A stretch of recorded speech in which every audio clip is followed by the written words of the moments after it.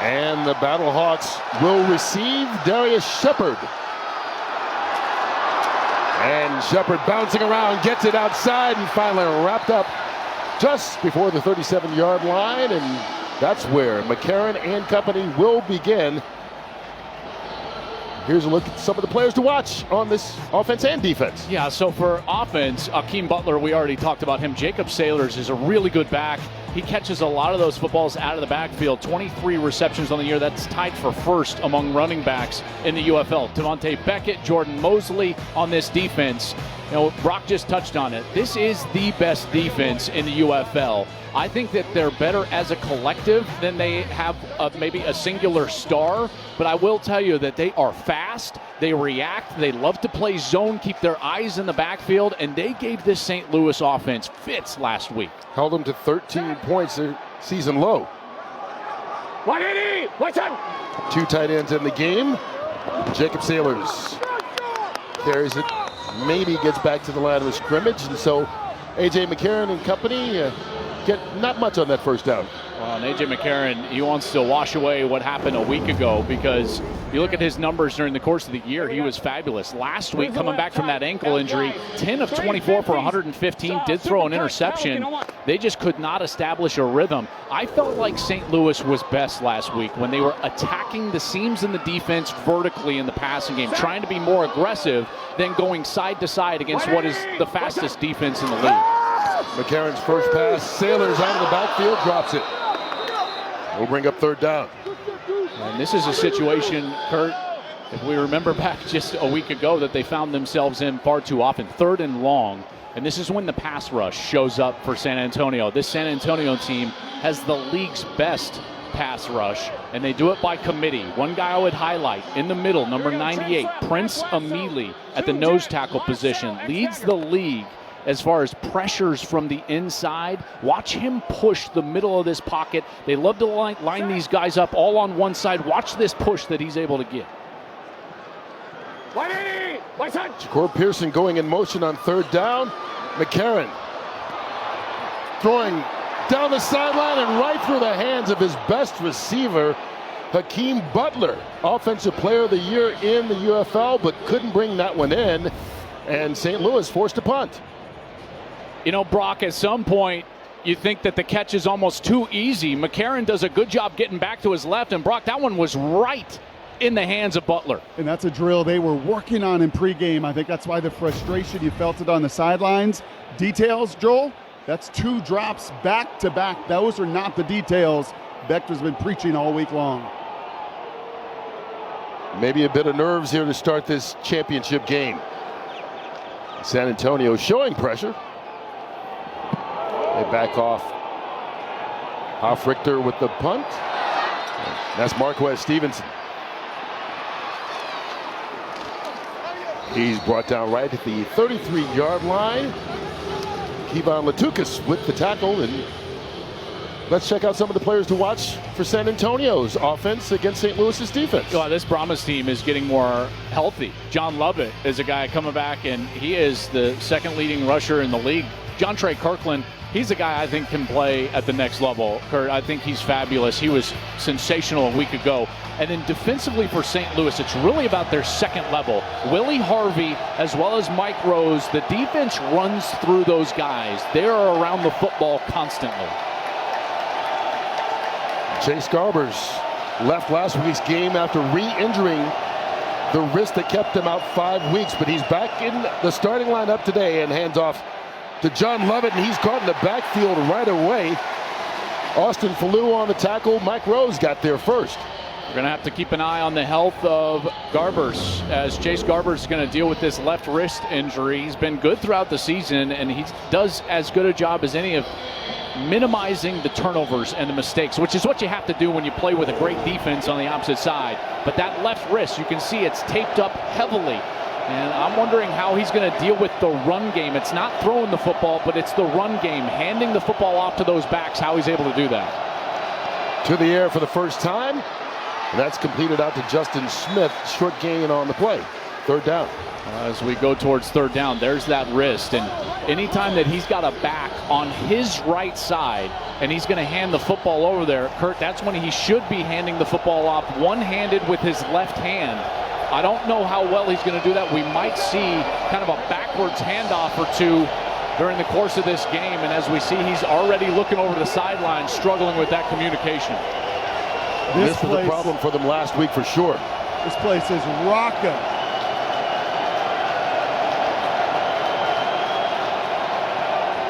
Stepping up, throwing, and it's caught by Kirkland on the sideline right near that first down marker. Brock, if he gets one-on-one and cushion, I mean, you go to him 10 times, 15 times if they're going to give him a throw like that. And he got the first. That is the one way you silence this crowd, right? You saw 3rd and 10 on the other side. You couldn't throw that route on 3rd and 10. You'd have been short of the sticks. 3rd and 7 doesn't look like a big difference, but it is because you could throw that quick out to move the chains. From the 44. And a handoff. John Lovett cuts it back through the middle, lowers his shoulder and takes it into St. Louis territory for a 12-yard gain and a first. Well, this is what they're able to do, and it's all predicated on the run box. So you're going to see 2 safeties back. When they've got 2 safeties back, they're going to want to run the football right down the middle. They're late in rotation. They can block everybody in the run front. That's the game plan for San Antonio. A.J. Smith, the offensive coordinator, knows that it's a numbers game. Lovett had him, gains the yards. To the 44 of the Battlehawks. Play fake. Garbers wide open is Kirkland. And Javonte Kirkland slips, tackles down to the 21. Another big gain, this time 23 yards. I love their game plan going to 13. And Brock, that's the guy they need to get going. They didn't do it until late last week. Here, first series, they get him going. Yeah, you said in our meeting this morning, he's their NFL dude. But I mean, it's just unfortunate for him at LSU. He played behind some of the best in the NFL. That's right. But he's got a different kind of twitch and explosion. At LSU with Justin Jefferson, Jamar Chase on that national championship team. And the Brahmas continue to march. Garber's little pitch. Stevenson trying to get it outside, can't do it. Forced out of bounds right at the 15-yard line. Forced out by Tim Harris.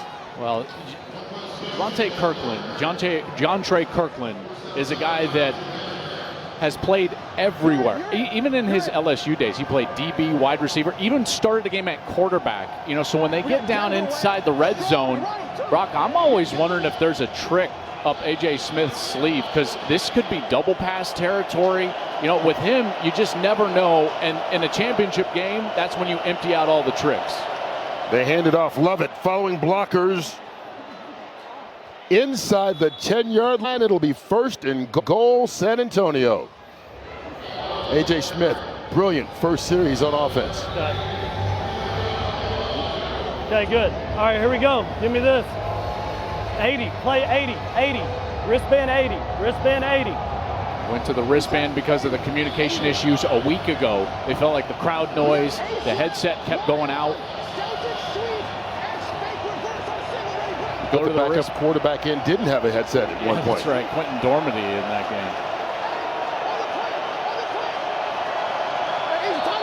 Garbers called his timeout. Play clock was winding down to 0. And that's about the only thing that stopped San Antonio here on their opening drive of the day. They're knocking on the door on their first possession of this XFL Conference Championship game.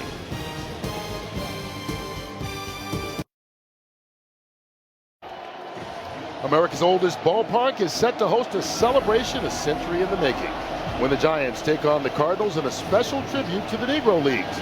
Live from the historic Rickwood Field in Birmingham, Alabama, June 20th. Here, Field in Birmingham, Alabama, June 20th, only here on Fox. Early stages of this XFL championship game for the United Football League, and you can see how good San Antonio has been on opening drives, and they look like it today, down to the 10-yard line here in their first possession. They hand it off. Lovett. They fake the reverse, but ball comes out as he is hit St. Louis not fooled at all on that one. Lovett recovered it. Tim Harris popped it and knocked that ball out. I tell you, this is a great job by the secondary. Watch, the corner's going to come up on the outside and keep his outside shoulder free. So Tim Harris, number 4, he does not get fooled. And then there he is, bang, and he goes with the inside shoulder contact, his head on the outside. It doesn't allow Lovett to spin to that outside. Takes it away, knocks the ball loose. That's beautiful defense. Drops him for a loss of 5.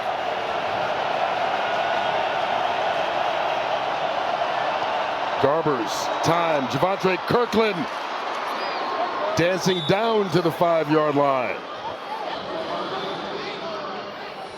And all McCarron can do is watch right now. And what he's thinking to himself is cover 13, because this is exactly what happened in the fourth quarter last week as they started going to 13. And Wade Phillips knew all week that if they got Javontre Kirkland going, that was going to spell quality offense, and that's what's happened on this first series.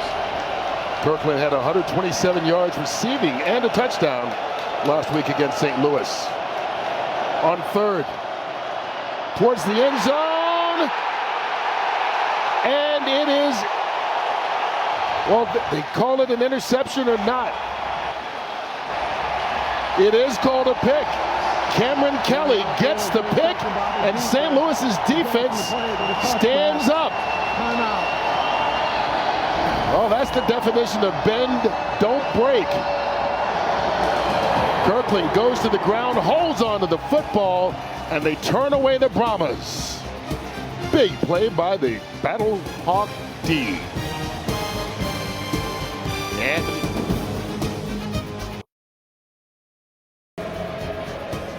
let's go back to that interception here on that last series for the Battlehawks. If you're a quarterback and you're going to throw the ball over the middle near the goal line, it has to be up on top of the helmet of your wide receiver. You cannot frame him up and throw this ball low. This ball has got to go up high, and when it's low, it gets picked off. There's tips, there's overthrows down there, and you can see that even the tight end, Alize Mack, as he went down to the ground, he turned back to his quarterback and he pointed up. He's like, you got to throw that up. It's an alley-oop down there, Kurt. You got to throw it up near the rim and let your tall guys go and get it.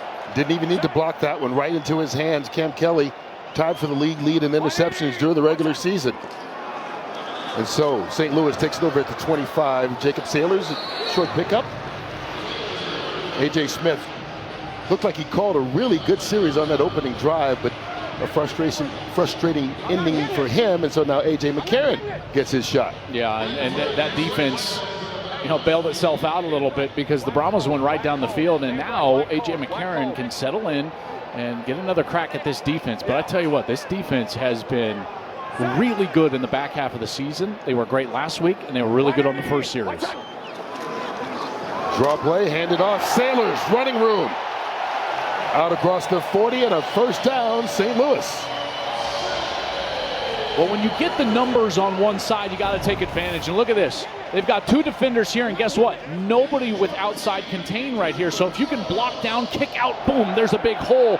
You've got the numbers to run the football and the blocks to do it, the angles to do it. That's an easy pickup. And the Battlehawks now with a first down. Gain of 19. A little breathing room out to the 42. The pitch, Sailors end around, and they try to do a flea flicker, but McCarron can't recover it. Looks like San Antonio may have gotten it. Tease Tabor, number 22, right there on top of the ball, and this San Antonio defense gets it back. Big mistake made by St. Louis. And did you see the speed, Brock, up the field by that defense? There was so much going on in the backfield. They just ran up the field and blew the play up. Joel, I was chatting with Skip Holtz before the game, and I said, how do you attack a defense like San Antonio? He said, well, it's hard to be aggressive because, to your point, they're so fast, right? You can't play conservative. St. Louis played conservative a week ago. They didn't do any of this a week ago. They didn't make many mistakes. That's a critical mistake, and this defense now has to respond. It's interesting because, the old adages of football always ring true, guys. And when you got a fast defense, what you have to do is run right at them. And what have we seen work so far for St. Louis is running right at this defense. Anything slow developing, this defense is just snuffing it out. And now they give their offense great field position here inside the red zone. at the 20. Love it. Travis Feeney, good job of wrapping him up right in the line of scrimmage. I think, guys, something to just pay attention to on that opposite side. I think that was Tease Tabor with a big hit on McCarron at the end there. And those two had their run-ins last week when Tabor went low on that ankle going out of bounds. And there was a lot of talk about that ankle and the hit and Tabor's play. The two jawed at the end of the game. And right there early here in the first quarter, they get tangled up on that wild exchange.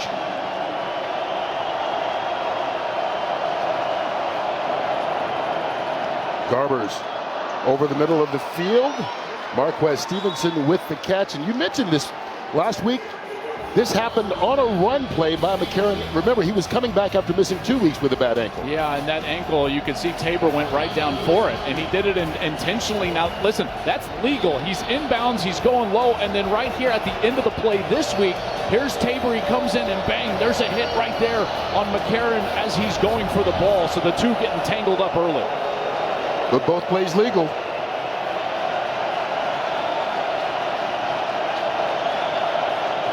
It gets loud on third down.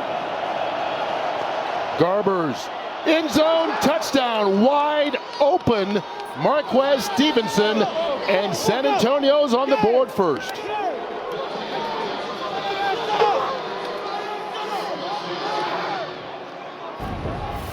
Well, you're going to get a motion going across the field right here, and then watch as Garbers learns from his mistake, guys. There's the motion, and then he's going to send that motion player right up the middle of the field, and look, he throws it high. Learning from your mistakes. Brock, I love that. Listen, he puts away his interception, doesn't throw it low, puts it up by the rim, and it's a touchdown. Yeah, and I also love that motion, Joel. You go 4 to a side, right, and you're playing in a raucous stadium. There can be a disadvantage to defenders not communicating, and when you motion and you get that fourth skill player over, it busted that zone. And they find a way to quiet the crowd. They hand it off. Ellison diving, got it. The extra point is good, and San Antonio takes a 7-0 lead. How about that effort from Ellison going up and over? Nothing there, and then he's finally able to jump through the defenders, and look at him extend the ball, and it looks like he maintained possession. It looks like it through going over the goal line. There's another look at the touchdown. Beautiful loft put on that ball, just a touch throw, layering it over the defense, and San Antonio, they have come to St. Louis and put on an offensive show here early, all Brahmas.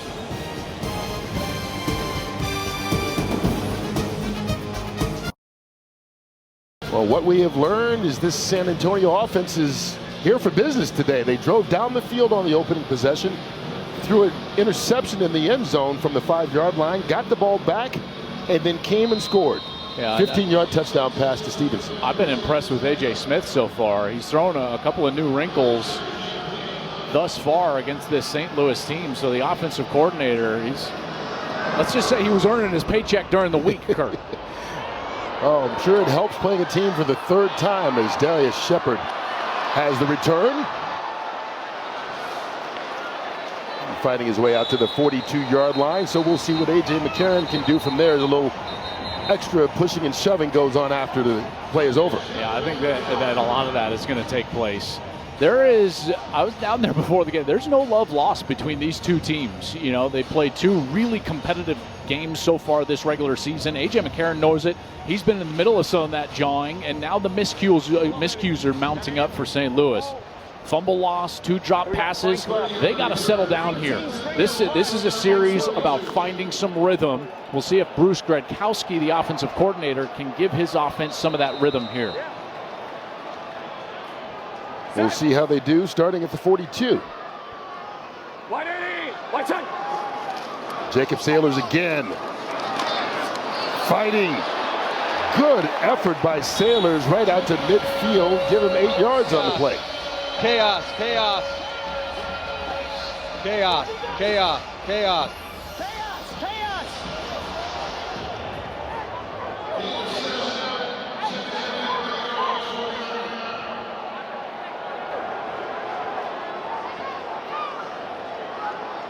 Orlando, set. McCarron, busted play? Was it?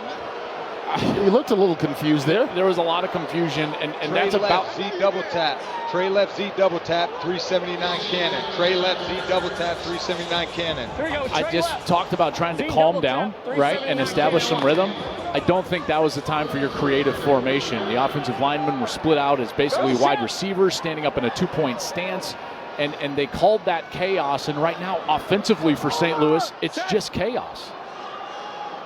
Feels like a big third down early. McCarron brought down.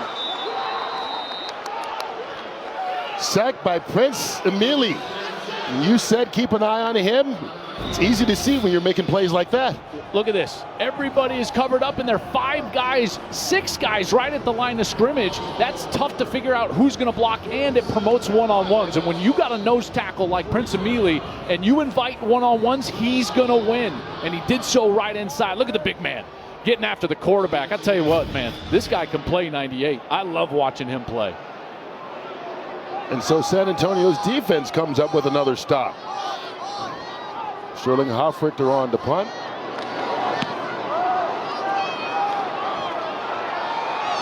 Stevenson, who scored the touchdown with the return. And lost his footing there.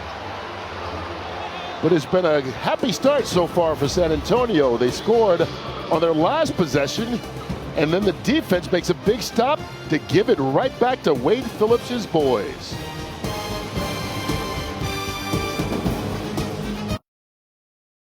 $4,000 per game, by far the most in the UFL. They're in here, and they have been quieted, though, by this San Antonio offense here early in the first half. Yeah, he wants them loud, in particular on third down. The hard part is San Antonio has been playing really well offensively.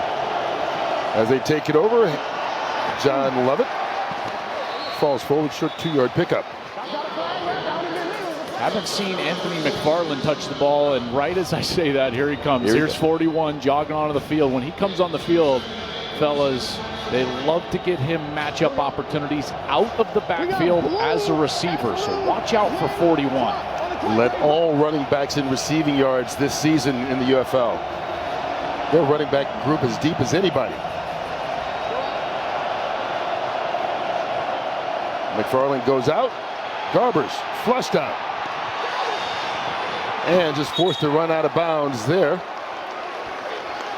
Let's listen in on the third down call. Yeah, and as we look at what happened on second, you're going to bring McFarland out. They're trying to get him isolated against a linebacker, but the problem is that there was another linebacker sitting inside as well, so they had to come off of that. They wanted McFarland, didn't get him. Garbers had to make chicken salad there, and now it's 3rd and 8.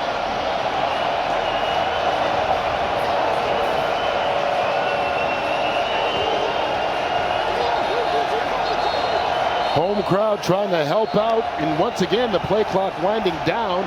Second time in this opening quarter, San Antonio forced to use a timeout. Is it not coming in? You want a GTFO then? Huh? Did you want GTFO? Yeah. That's what I was calling. All right, let's do it. Hey, Tiger, Tiger, Tiger. F shift to empty left, blue GTFO. If they rotate cover 1, haul ass KD. GTFO. F shift to empty left. You get past 9 yards. Here we go. Call it, call it, call it.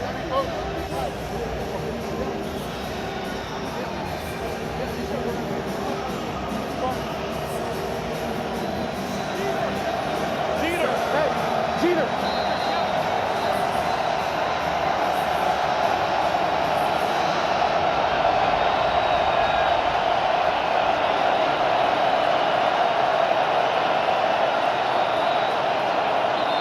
St. Louis jumped early, and they're going to stop this play unabated to the quarterback, looks like. Yeah, just a matter of it. Was St. Louis in the neutral zone before San Antonio moved?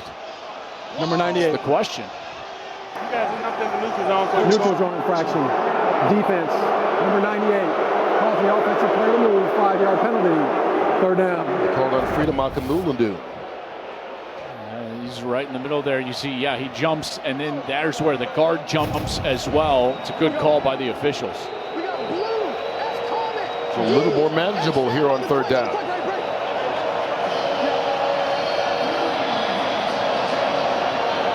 The former Steeler, McFarland, lines up in the backfield.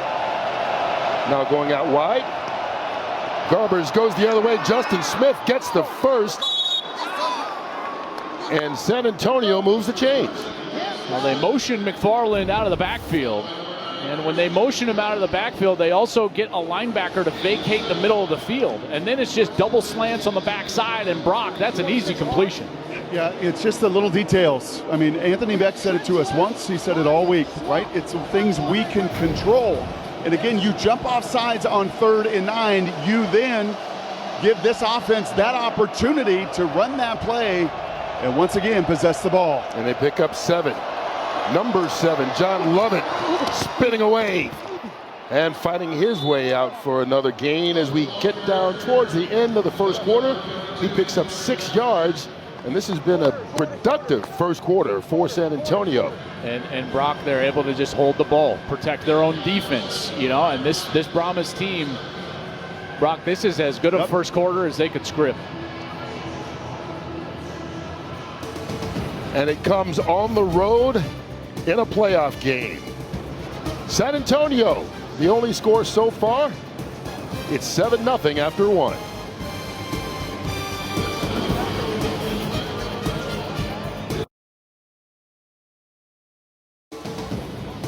Back in St. Louis for the XFL Conference Championship game, the San Antonio Brahmas lead the hometown Battlehawks 7-0, and this is maybe a little bit of revenge. They met in week 3.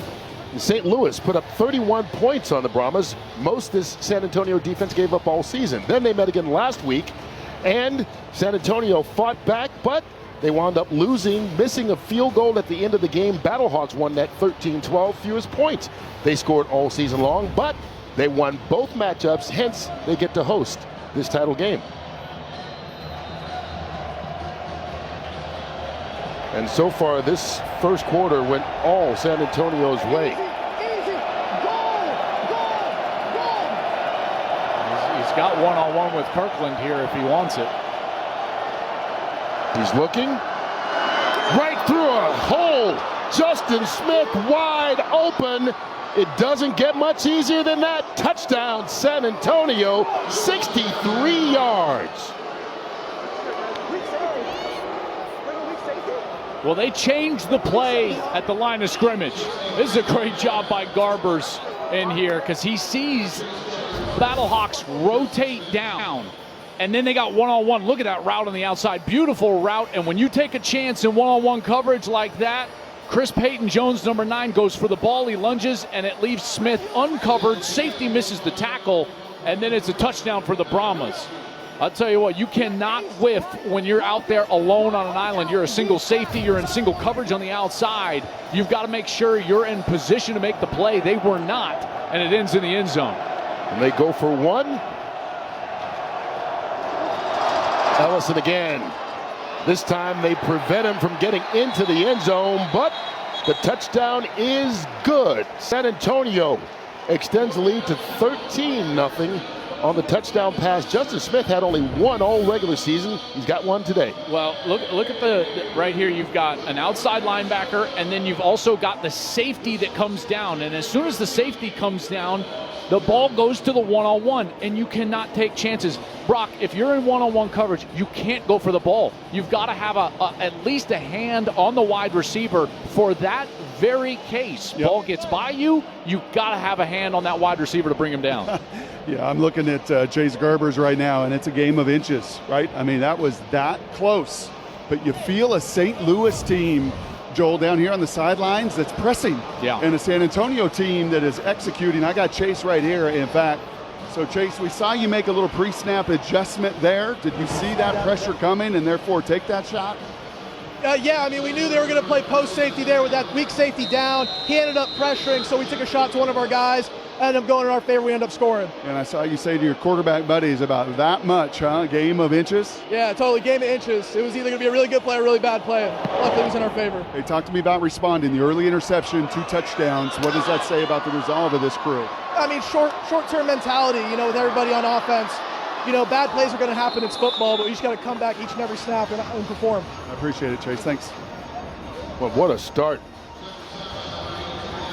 You saw the numbers, 8 of 9, 2 touchdown passes, both after that interception, which came at the 5-yard line after a good drive. Yeah, it's his only incompletion, and he learned from it right away, and he put air on that second ball for the first touchdown, and then that was a beautiful drive throw on the outside.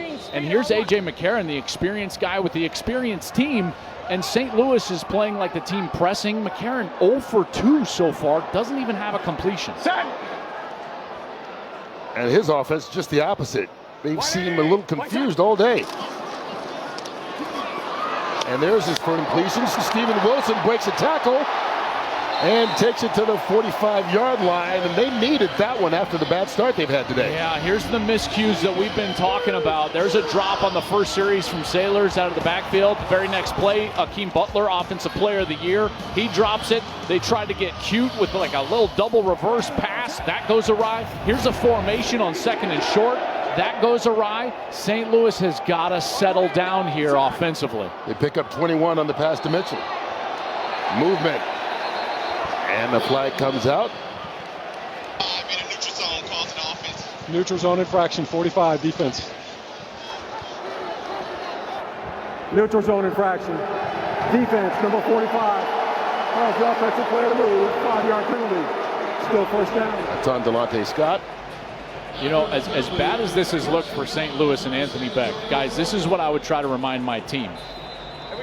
Yesterday, the Birmingham Stallions trailed by 15 in the second quarter, and then they scored the final 28 points in that game. They won the USFL Conference crown. They'll play for the UFL Championship next week.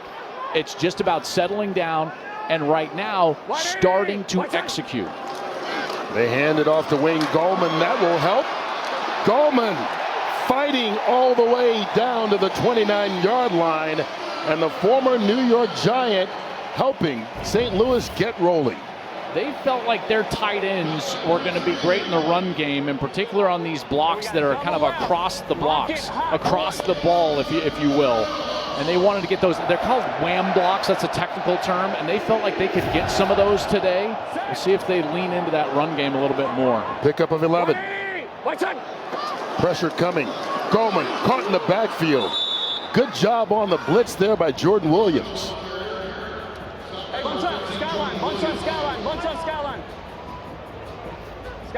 Go set true if it's single high. Oh, they got one-on-one here with Butler out there. 180! 180, high! Guys, top of your screen, Butler has a jam corner, no safety help. Leave him out there. No, leave him out there. They're bringing him in. I would run it off down to Butler. Darius Phillips, the defender in front of him. They hand it off to Gallman instead, and that didn't work out the way they planned. 10 Shep, 10 Shep, 10 Shep. Jingle right open, X surge. 2 Jet Chevy, F surge. Jingle right open, X surge. 2 Jet Chevy, F surge. Hey, we got jingle right open, X surge, 2 Jet Chevy, F surge to 1. Well, they have really struggled on third down. Last week, so far here tonight, 0 for 2. Last week, 2 of 12. Set. 180, what's that? McCarron has time, going for Butler, hand fighting, and he brought it in. What a catch by Hakeem Butler, touchdown. What did he do? Now they're saying, one official saying incomplete.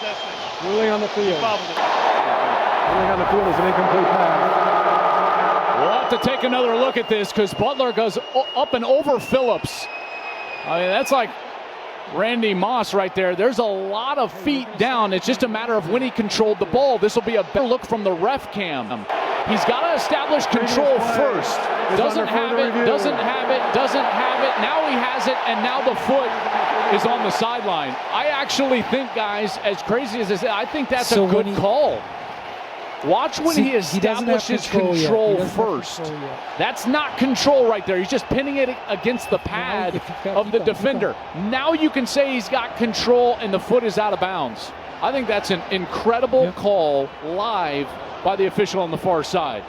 Big early call for Dean Blandino back in the command center. I'm looking to see when he has control. Jeremiah, we're good. Stay here. Far side. So now I have control. Now, go back. Keep going. Not control yet. Not yet. Keep going. Now the foot's up.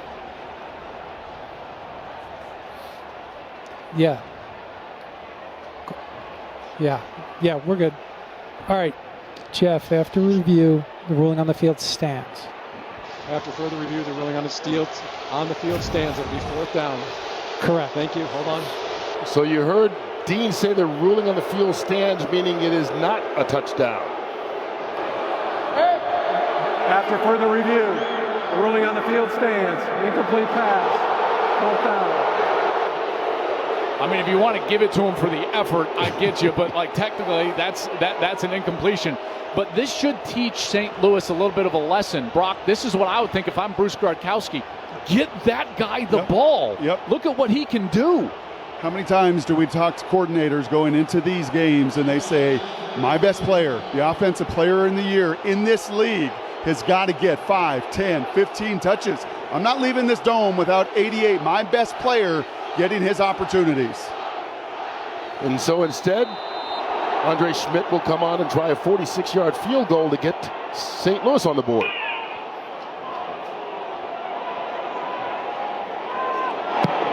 Schmidt made those field goals of any kicker all season long, and he adds to it.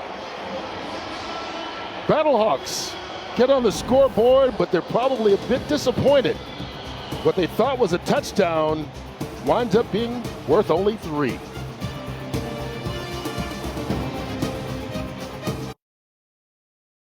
Well, football is a game of adjustments, and A.J. Smith, the offensive coordinator for San Antonio, has adjusted beautifully from a week ago. They struggled in communication, and they also had not given a 4-man side. Watch what happened here on the last series, or at least for the first touchdown, is they fixed the communication with the play call off a wristband like this. 17L. Wristband 17L. And then they create a 4-man side, 4 receivers on the left side. St. Louis can't adjust. They blow the coverage, and there's a touchdown right down the middle of the field. It's adjustments and also searching for those mismatches and areas where you can attack a defense. And so far, San Antonio's offense has done that. They've had the ball 3 times, marched down to the 5-yard line on the opening possession before turning it over. The next 2 possessions, touchdowns. Marquez Stevenson scored the first touchdown. And he's hit hard right at the 25-yard line. Elijah Lee just signed this week by St. Louis. So with 11:30 left to go, Chase Garbers gets another shot at it. Play call, right hash. So we're going to go pistol, ace left, Boston. Here we go. And we got Hume to pistol, ace left, Boston on the quick, ready, break. Yeah, Lando, you're at H.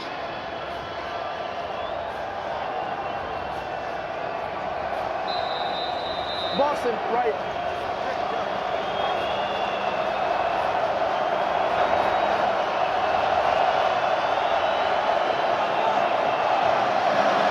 Anthony McFarland still up. A good run of 8 yards on first down by McFarland. Croc McFarland is quick, isn't he?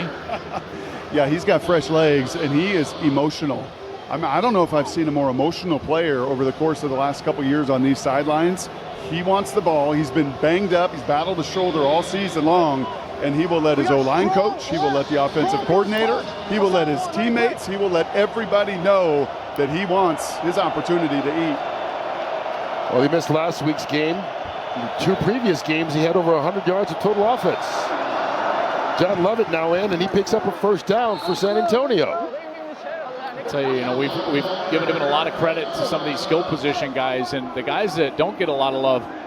Brock, the offensive line tonight has played really well so far. Yeah, you said something really, really cool this morning in our production meeting. You know, when you've got the best defense in the league, play to them. Possess the football. Right, I'm looking at A.J. Smith right down the line here. A little more patience, right? A little bit more under control, mixing and matching. And they are controlling the ball, controlling these possessions, and playing to the strength of their defense. Play clock winding down again. We get it off. McFarland out of the backfield. Hit. Winds up fighting for positive yards, but Chris Payton-Jones initially grabbed him enough to slow him down. X-Wall, NASCAR X-Wall, NASCAR X-Wall, NASCAR X-Wall, NASCAR, tell him. Blue left wheel, NASCAR, NASCAR, NASCAR X-Wall, X-Wall, X-Wall. Go, get him set up, get him set up.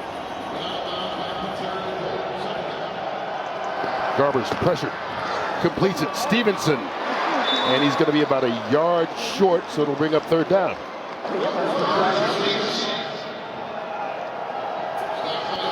He got hit there after that completion over the middle. Got up just fine. Remember, that left wrist is banged up. Couldn't finish last week. Took a big hit there. Going jumbo here, Joel, bringing an extra lineman on the field. Better hurry up as the play clock's down to 10. Yeah, they're not going to get this off. You can't break the huddle with 7 and get it off. They better snap it right now. They do. And the pitch out to John Lovett. Lowers his head, but it doesn't get it. Well, at this spot in the field, what do you do, Joel? Yeah, the way that their defense is playing right now, I think I would punt the ball and play field position. What you don't want to do is create momentum for the opposition. As much as they would want to go for this yard, and analytics might tell you to go for it right here, Brock, I say let your defense eat. Go punt it, put them inside the 10, and let your defense go play. Yeah, well, I'm looking at Wade right now. I think AJ's looking at him as well. He's going to go talk to Wade right now and see what he wants to do.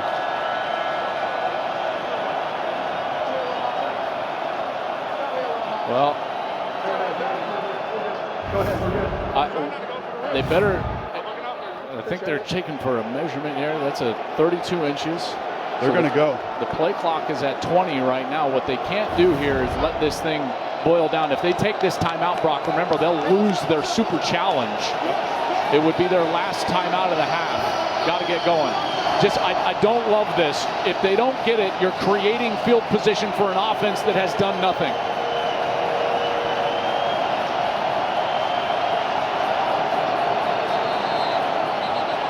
Trying to draw St. Louis offside. They did. And they did. 99 defense. Wow. Austin Falou, number 99. Defense, number 99. Causing the offensive player to move. 5-yard penalty. First down. Another mistake for St. Louis right here in the middle. And it's when it's the nose guard, you're just like, oh my goodness, the ball is literally right under your nose. That is a mistake that you cannot make in these environments. We've seen now twice St. Louis jump off sides. This last one gives San Antonio a free first down. If you stop them there, Anthony Beck's offense is going to go on the field in plus territory. That is a massive mistake. And instead, San Antonio keeps the drive going. First down from the St. Louis 49. Snap it! Anthony McFarland got tripped up by the turf monster there. I think still gained 5 yards. And this team is playing, Brock, with confidence. Yep. Yeah, you heard it from Wade Phillips this week. I mean, they were down 5-6 starters. They felt like personnel-wise, they were faster, they're more physical. They really felt like maybe not in week number 3. Maybe they ate a piece of humble pie at home week 3, but since then, they've been awesome. And they've got a full array of all their playmakers back. Good job handling the snap by Garbers. Lovett picks up 3 yards. It'll bring up third down. Boy, and I tell you, exactly, Brock, what you talked about earlier in this series, possessing the football. This series is the epitome of that. possessing the ball, staying on the field, protecting that defense. A.J. Smith and the Brahmas, they're doing everything that they want to right now. And I like the word you used earlier, confidence. They seem so sure about what they want to do offensively.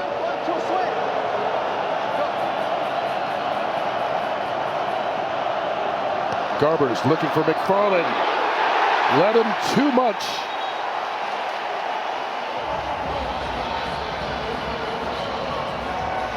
Running on the field is incomplete pass, 4th down. So after the incompletion, it brings up a 4th down.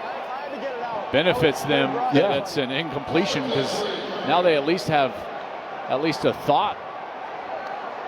And it looks like now they're going to send the punt team on the field. Yeah, Brad Wing, the punter, coming out. Well, see, in this field position, Brock, I would tell him to go for it.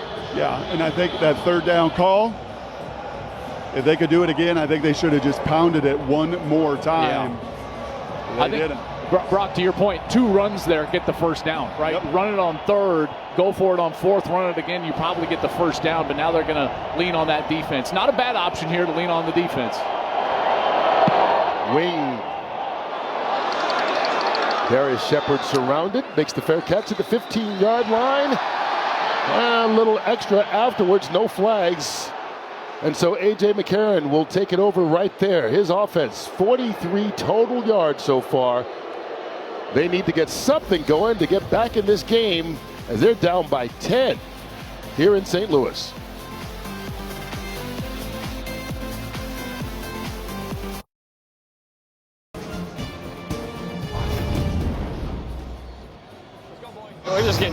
We're getting beat up front, man. We gotta.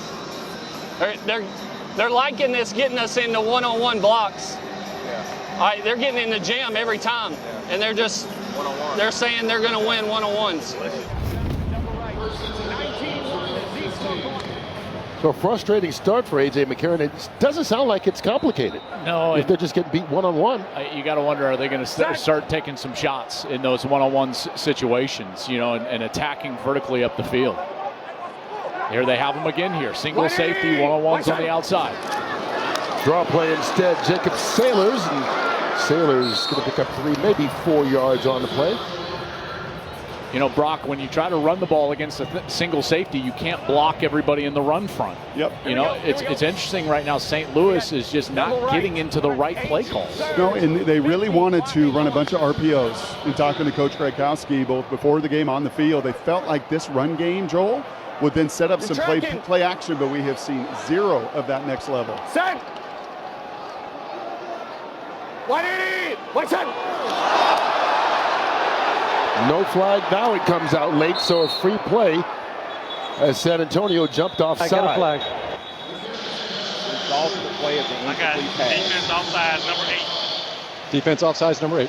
That's going to be on Tim Ward. Offside. Defense, number 8. 5-yard penalty. Still 2nd down. He was one of those starters that didn't play a week ago. Now he's back in the lineup. A little too eager on the outside there for Wade Phillips. One of their best pass rushers trying to get a jump start. Started too early. Okay, Joel, 2nd and 1. And we got Deuce Wright, both off. 18 Springer, alert auto on 1. To the other side. Set. Hey. Alert. Alert. 180. White side. Just got it off. Sailors fighting. And it's going to be close. Let's see where they spot this ball. He needed to get right to the 25-yard line, and he got it. That's a good second effort to get the line to gain. And for the first time today, they're staying on schedule there through that set of downs, and they're able to move the chains. Both off. F King, wild flag, 13 Oiler. Hurry up, hurry up.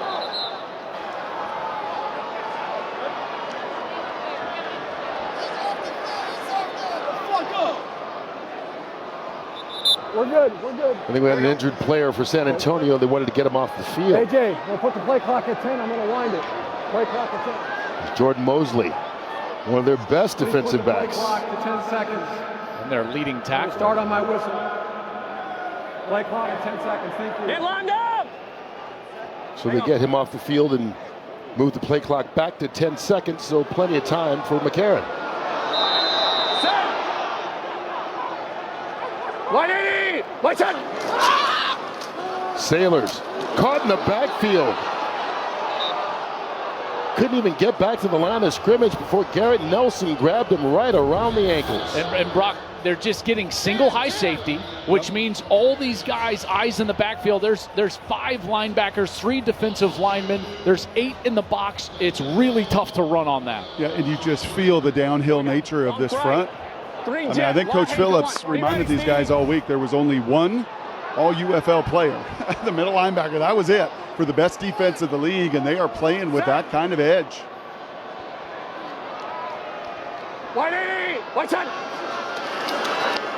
McCarron steps up, Butler, and Butler doesn't get far. Cheetah. His first catch of the game, and it's still going to bring up a third down. Hey, rat the spread right, H hustle, 51 stow, H shoot. Cheetah, rat the spread right, H hustle. The spread right. H hustle. 51 stow. 8 shoot a 1. Yeah, that's fine.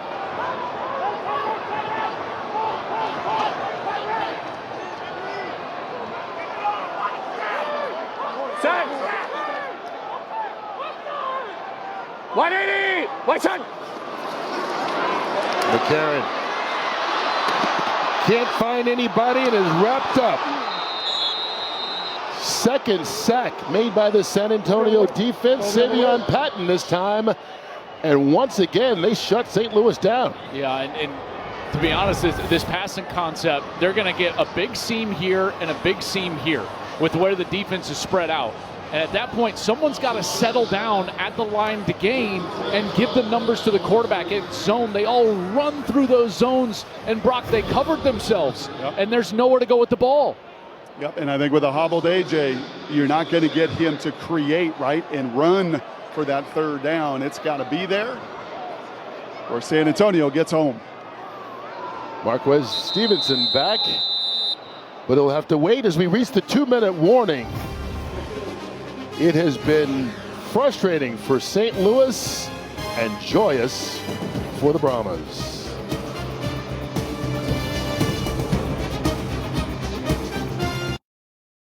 187 yards to 46 for St. Louis.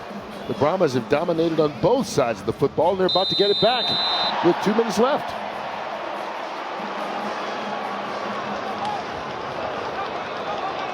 Sterling Hoffrichter, the punter for St. Louis.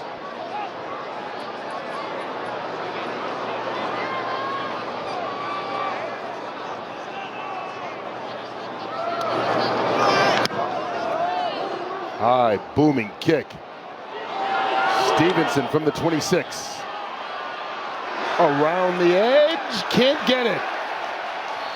Good open field tackle made by Elijah Lee. Well, this game is for the championship of the XFL Conference. The winner moves on to play for the UFL title next week right here on Fox. Birmingham won the USFL Conference matchup yesterday, knocking off the Michigan Panthers, and so the winner of this game will face the Stallions, who are trying to win their third championship in a row, if you will, having won back-to-back years in the USFL. Yeah, their only loss was to this Brahmas team just a few weeks ago. And how about the first half for this San Antonio team? Last week they had 82 total yards and no points in the first half. Here already 13, outscoring what they did a week ago. And right now they've got an incredible opportunity. They received the second half kick, guys. So if they can go get a score here, taking up all this 2 minutes, they have a real chance to create some separation in this game. Anthony McFarland tried to get him started. Quintarius Cole wrapped him up. Turbo. And conversely, Joel, a little surprised at Anthony Beck not using any of his 3 timeouts. Yeah, well, part and parcel to this half. St. Louis all around has been totally discombobulated, Brock. Like nothing's gone right for them. So much energy was spent wanting to get home field. They got it last week, but it's not to their advantage so far. Listen, quick. Play clock at 0. They allow the snap, no flags on the play.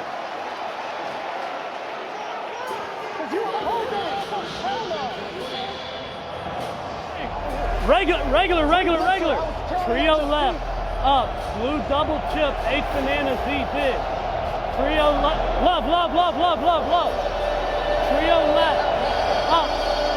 Blue double chip. H banana Z dig. 65. Brock, lots of time coming off. Lots of time. Yep. You better take care of the football right here.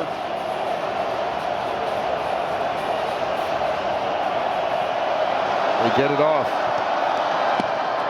Garber's caught by Stevenson, and he breaks the tackle.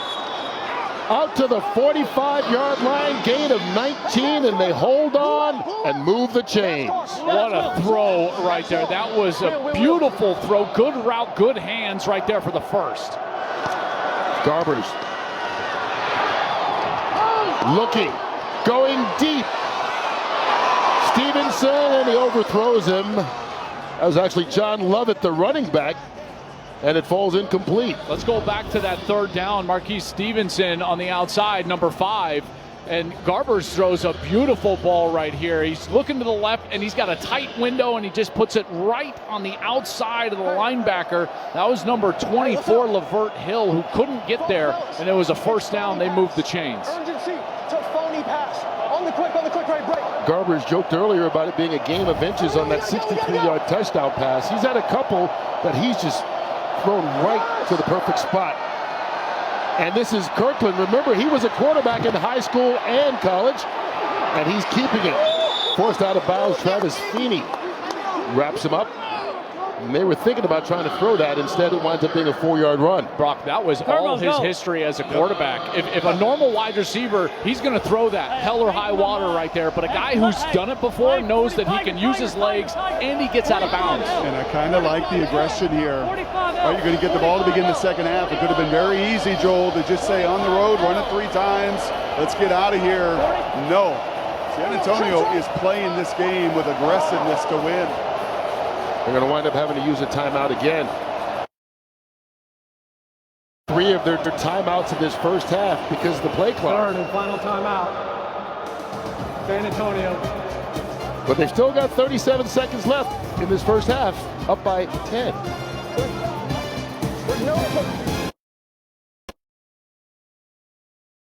Well, it's an empty backfield. And Brock, their best players, the inside receiver to the top of your screen. That's Kirkland. He's in motion now.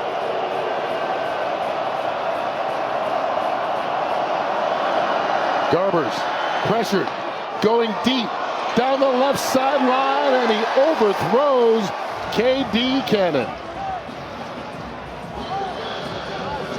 They're trying to run all verticals there and take the matchup. One side, you love the aggressiveness, but also, I mean, they are close to field goal range, and those points could be at a premium. There's KD Cannon. You remember those go routes from his time at Baylor. I'll tell you, he is a fast player, but Garbers just overthrew him. Just a little more air. St. Louis bringing the heat. Shepard. 22 seconds, but all 3 timeouts for St. Louis, even though it's a long way to go to get into field goal range. You know, I would normally with 3 timeouts, Brock, say like, hey, you know, like get a completion, see what you got. With no timeouts for San Antonio, I think I would just take a knee. After this half for St. Louis, I mean, nothing's gone right. No, Joel, and if Garbers puts just a little more air, young quarterbacks, when you've got a guy that has left his DB, just put air on that ball. You know, you may draw a penalty. He just tried to throw a perfect pass in that situation, and St. Louis dodged a bullet. 180, one shot. McCarron hit, escapes, and throws that one along the sideline. Short pickup, Darius Shepard. So they are going for it.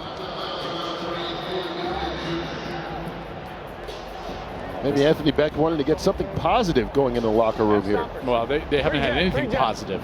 They had a couple of nice runs on first down. They had the pick right at the goal line defensively. Other than that, I mean, Brahmas have completely dominated the game. On both sides of the ball. 180. One side. And that's Butler dancing along the sideline, gets out of bounds after picking up the first down. And there's 8 seconds left. With 8 seconds and the timeouts, at this point, I mean, you really need 25 yards on this play to feel like you can try a field goal. Let's go. Chin slap. 2 jet Cavalier. And defensively, just no penalties, right? That's right. That's exactly right. And do not get beat deep. If you're a safety, No chip. Tez Tabor back there, 22, nobody deeper than you. One side. McCarron gets it out, and it's caught. Sailors gets out of bounds. Play clock, or game clock, pardon me, reaches 0, and McCarron is hurt. Remember, nursing that bad ankle. Yep. The left ankle was the one he hurt. Missed 2 games, came back, started last week. This is But admitted it was still sore. And this is why you take a knee. The chances of getting points there were so low, and you just expose a quarterback that's already banged up. Should have just taken a knee. And he grabbed that left ankle right away. Let's check in with Brock. Well, Coach Phillips, less than 65 yards of offense for the Battlehawks. What have you guys done defensively tonight? We played him about like we did last time. You know, he was 10 for 24 last game. So our offense is playing better this game. What will be the message to the guys here to finish it out in the second half? Finish it out in the second half is a good one. I like it. I'll take it. Thanks, Wade. And they get the ball first in the second half. There's A.J. McCarron still down as the training staff looks at him. And as you said, that last play, high risk, very little reward. Especially with the pass rush that the Brahmas have. They do not need to pressure and bring extra rushers to get home. That's why they led the UFL in sacks. And there you can see that left ankle just gets caught under A.J. McCarron, and he is writhing in pain, and that is not what they need. Here's tonight's big move brought to you by Pods. Let's go to the first touchdown of the game. Stevenson right down the middle. Beautiful throw by Garbers. A nice design for the Brahmas offensively. Nobody there. And A.J. Smith loving things. Everything going the Brahmas' way. Offense has been great. Defense, maybe even just a little bit better. And things going just the opposite way for St. Louis. They're down by 10, and we'll have to check on their quarterback during intermission. St. Louis as well. We saw their quarterback, A.J. McCarron, limp off the field on that final play of the first half. How's he doing? Will he be able to play? We'll find out in a bit. This one goes into the end zone. They'll bring it out to the 25-yard line. Let's check in with Brock Hewitt. Well, I'll ask Coach what you just asked aloud there, Kurt. Any update on A.J.? Yeah, right now he's getting some treatment on it. He'll be out in a little bit. We may start with Manny coming out on our first series, depending on how he feels. It's all when he comes out of the tunnel to see what it feels like. Yeah, you talked all week to us about the details and the things that you could control. What happened there in the first 30? You know, listen, we got to be our best when those moments come calling, right? Our best players need to step up and make great plays. But right now we're only down 10 points. I mean, come on, man. We score, we hold them, we score, we're good. So guys got to keep plugging. Got to play our best 30 minutes of the season right here. I appreciate that, Coach. It looks like A.J. McCarron walking out of the locker room now. And walking without a limp. It looks much better, certainly, than he did going in. I'll tell you, the way that he rolled around after getting rolled up on, I thought for sure his night was over. Absolutely. Here's John Lovett into the secondary, and Lovett with an 11-yard gain on first down. I think he's out of the tunnel right now and coming onto the field, and some of those Battlehawk faithful seeing number 10 walk onto the field and certainly getting a nice ovation over there back of the end zone. But boy, it has been a struggle for St. Louis offensively, and you cannot say that for the Brahmas offensively. They've gone up and down the field. Kurt, 222 total yards so far. Lovett's run the ball really well, 11 for 35, but Garbers has been terrific as well. So is McFarland, although he's hit after a 1-yard pickup big time by Quinterio Cole. I got him. Let's go. I got him. It's Catherine McCarron, AJ's wife, look of concern.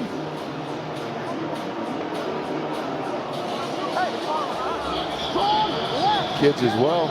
But AJ's there on the sideline looking like he's trying to get back in this game. Yeah, it certainly looks like he's going to go out there and tough it out when the Battlehawks get the ball. Anthony McFarland falls forward. Gain of 5. And it's a veteran move, by the way. He knows you're not getting the ball to start. That gives him at least 5 extra minutes. It's a quick half, 10 minutes. He gets some extra treatment. Now he's back on the field. Now it's a 3rd down. His defense has a chance to get off the field here. But again, the Brahmas are in a manageable yardage. 3rd and 5. They've been very good tonight on 3rd down.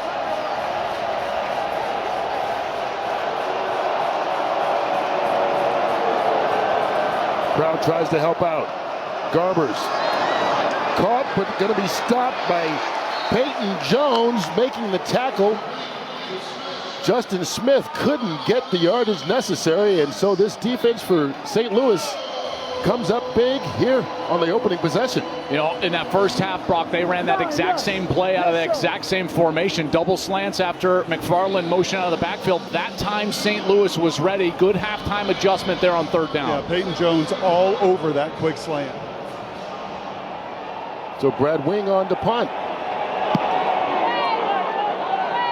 Darius Shepard with running room. And it gets shut down quickly. So A.J. McCarron, last time we saw him, it did not look good. Final play of the first half, they decided to try and throw it. And remember, it was that left ankle that he hurt earlier and just kind of got fallen on. Yeah, and again, I would just say, like, I didn't think that they should have put him in that situation. You see him getting the signal from his wife. There's McCarron going in at half, and then now back on the field here. We'll see how mobile he is. And by the way, if you're Wade Phillips in this San Antonio defense now, hey, Brock, don't you test him out? Wouldn't you send an extra rusher? Yes. See how he can move? Yeah, but you also lean into the best sacking group in the league that doesn't have to always do that, Joel. What's on? Sailors hitting the backfield. Wyatt Gray. They gave this look in the first half as well. Look, 6 up at the line of scrimmage, and you're just going to get a nice knife in from this side. There's Ray, no one there to block him. Tight end was trying to come back and block and hold off that backside, but there's the speed. Brock, I'm telling you, these guys are flying up the field. Yeah, we've seen Birmingham over the last couple years with John Chavis. They can fly in person on the turf here. On this surface, Joel, we've not seen a faster spring defense the last 3 years. Loss of 2. 180! What's on? Sailors wrapped up, kept fighting, but once again, Prince Emili and company catches him early, and there's a late flag that came out after the play was over. There's no way you can call that. And that's going to be on St. Louis. Yeah, it really is. At the end there, I believe that was 75, Jared Jones-Smith, all UFL offensive linemen, and the mistakes continue to compound. St. Louis team has avoided this all year long. They were one of the more mistake-free teams in the UFL. Only 11 turnovers, fewest penalties in the league. And here's the call right there. Just a shot in the back. You don't need that at all. After the play was over, personal foul, unnecessary roughness, offense, number 75. The penalty being forced to the 2-yard line. The down counts. And Brock, it's not just little penalties. Every penalty, all 3 of them have been huge penalties against St. Louis. Yeah, it's just a drive killer. You know, they like to say in baseball, Joel, and you know this as a professional baseball player, the harder you try, the tighter you grip a bat, often the worse you do. And we have felt that from these Battlehawks here for now 35 minutes of this game. They are just pressing. They're gripping too tight and making mistakes they've not made all year. If they don't get any yards here, this is going to be a prime opportunity for San Antonio to put together a good punt return and get the ball about the plus 40. Yeah, they just handed off to Sailors trying to get some yardage on 3rd and 24. You know, as crazy as this sounds, guys, that's actually a good run. If they don't get any yards there, again, they're punting with the heels on the back end of the goal line. and the Brahmas are going to get the ball at probably the plus 40 with an offense that's been really good all year. So just those 12 yards right there, that's going to allow you to get your punt coverage out and potentially force the Brahmas to start in their territory. It'll take a good punt from Hofrichter. Stevenson standing right at his own 37-yard line already.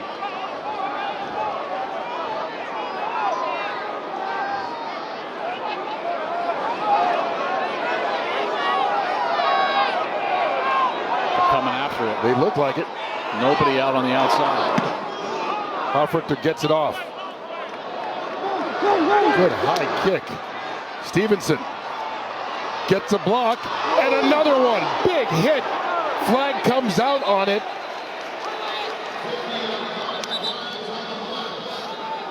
Alize Mack with the big whop on Ben DeLuca, and he looks like he's going to be penalized for it. We got 2 flags are good. Which one? 46, this is good. Watch number 88, right there. Illegal blindside block. Receiving team. Okay, 15 from here. Yep. During the return. Are we on TV? I'll go this way. During the return, personal foul. Receiving team, number 88. Illegal blindside block. 15-yard penalty. First down.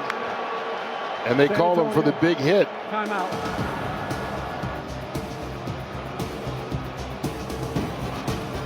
.17 to go here in the third quarter. It's still a 10-point contest.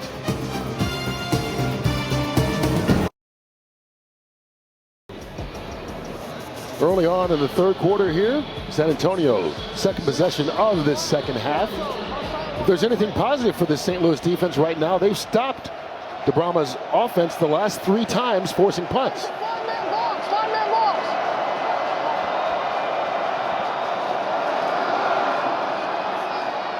McFarland, wide open field, speed, gone. Touchdown, just like that.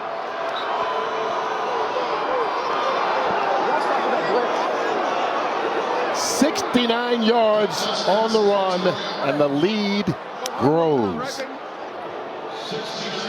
This is exactly what San Antonio wanted to do. Was they wanted to get McFarland in particular when you see 2 safeties back in the middle of the field. When you see 2 safeties, you can block everybody. You've got the run numbers, and they get everyone blocked up front, and then you see the speed from McFarland.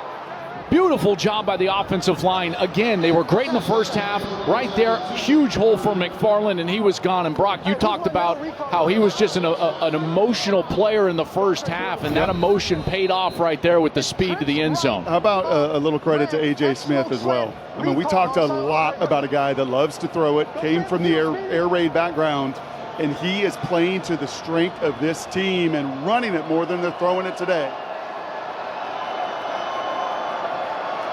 Going for 2.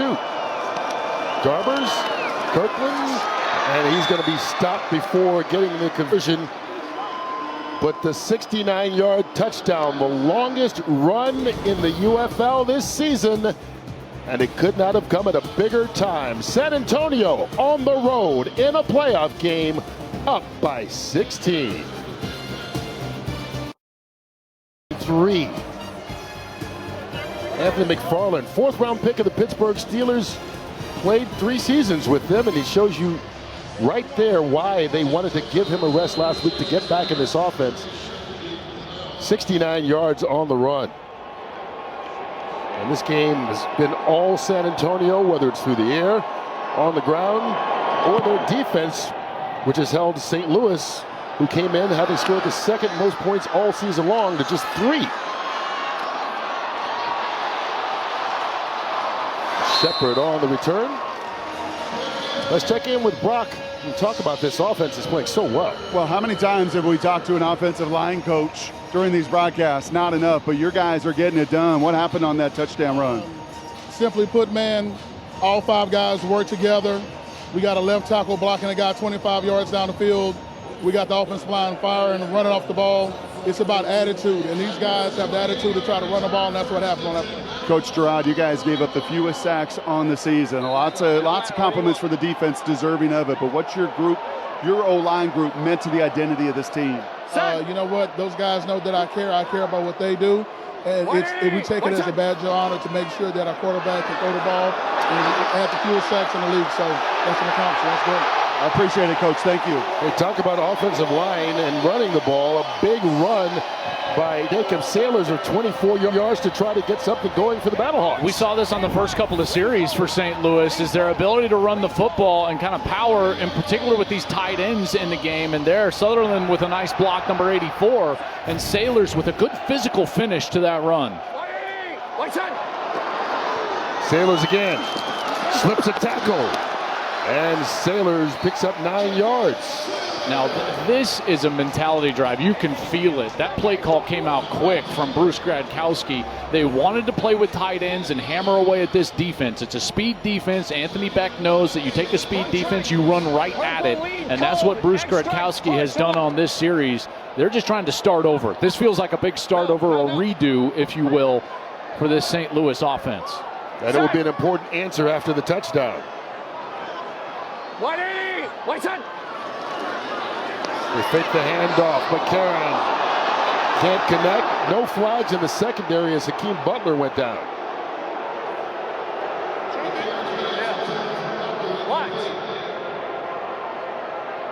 Go.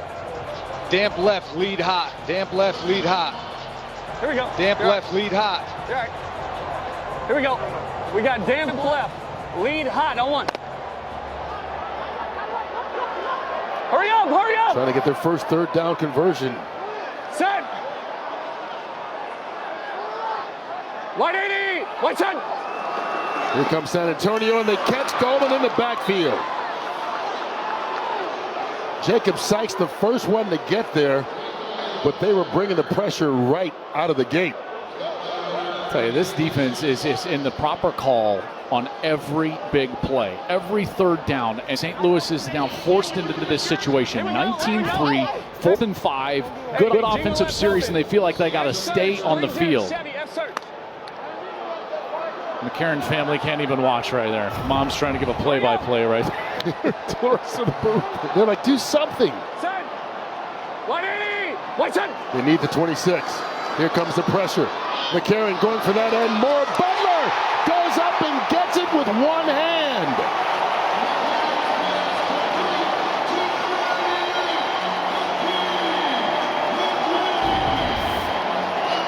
Well, when you get one-on-one with this guy, you got to give him a chance. They went to him one time in the first half. Foot just was out of bounds. It was a similar style of play where he's basically just up there trying to imitate Randy Moss. And how about that? Does a good job there. The McCarron booth loving it as they convert on 4th and 5 and really stay alive in this game with 7 minutes to go in the third. They gain 27 to the 3-yard line. Set! 180! White side! Here comes the blitz, 1st and goal. Sailors fighting, gonna be stopped just shy of the goal line.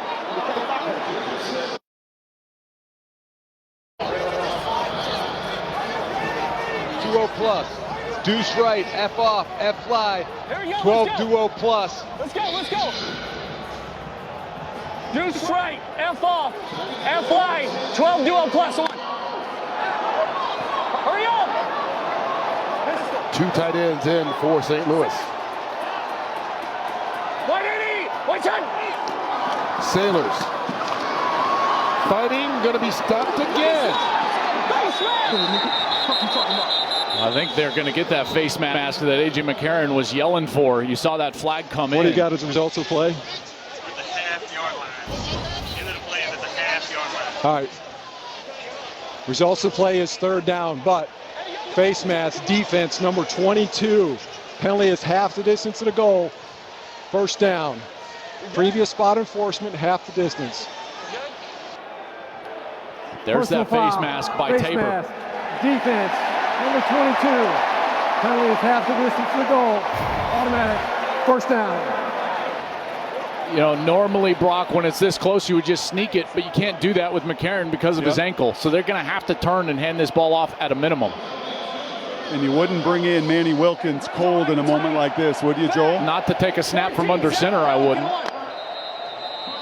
Manny Wilkins, the backup quarterback, much more mobile normally, but particularly with McCarron hurt. One-on-one to Butler. 180! What's it? They fake the handoff. The tight end, Sutherland. Did he get across the goal line? No. What a defensive play by Tease Tabor of knocking that ball out of Sutherland's hand.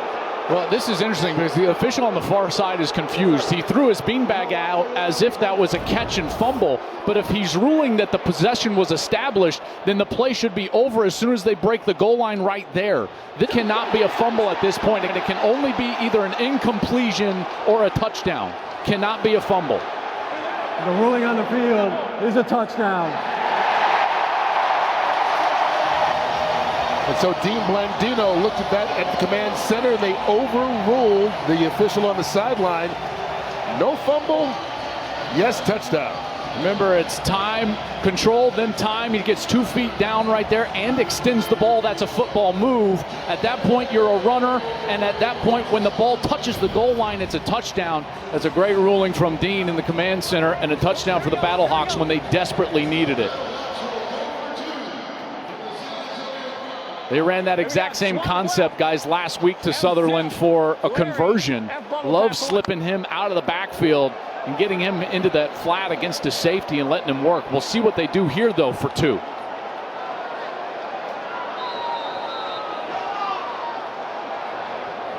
From the 5-yard line.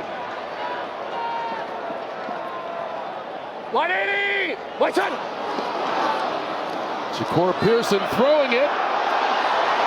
Did Butler get his feet down? Yes.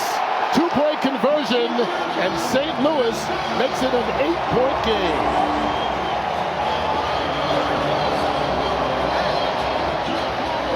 Well, they're arguing about the feet right here. There's one. I don't know, guys. I don't think he got his second foot down. There's the ball. There's the left foot down. And nothing else. That's an incompletion.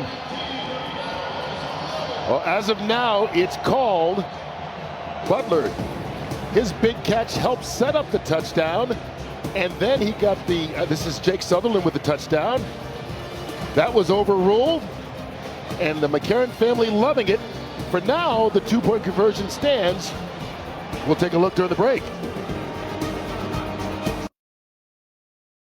All right, during the timeout, Dean Blandino had a chance to look at this at the U.S. Army Command Center and says, Joel, you're right. He did not get both feet down. Therefore, the 2-point conversion fails. They take the 2 points off the board.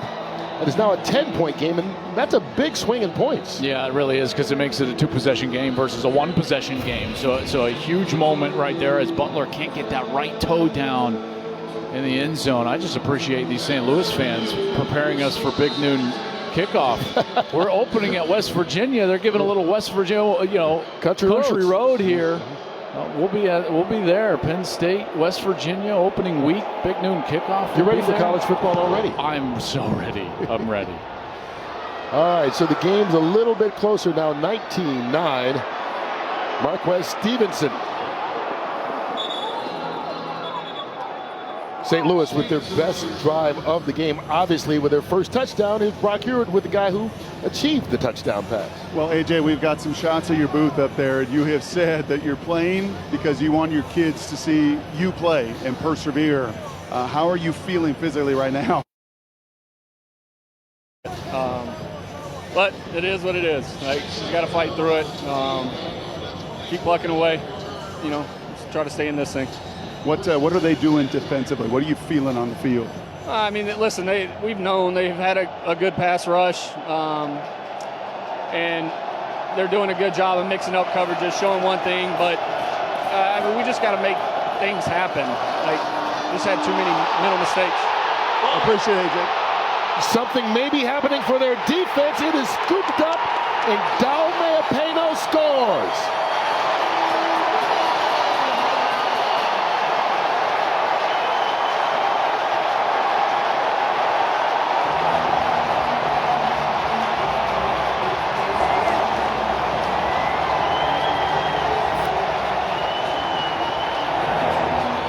a wild turn of events here in the last 30 seconds. Chase Garbers and Anthony McFarland on that mesh in the backfield. It's just a run play. Garbers is reading the end and wants to keep the ball and run on the outside, and he just drops it. Damuapenu is there, and the defense comes up with a massive play, biggest of the game, and now the offense on the field here, and they'll go for 2. Officially a 10-yard fumble return for the touchdown. I'm surprised, actually. I like going for 2 because at least the field goal gives you the lead, but going for 1 here at least makes a field goal eligible to tie it should you get in that situation. You know, it just depends on what play you like most, and Bruce Gradkowski, he likes what he's got on the play sheet here for a 2-point play.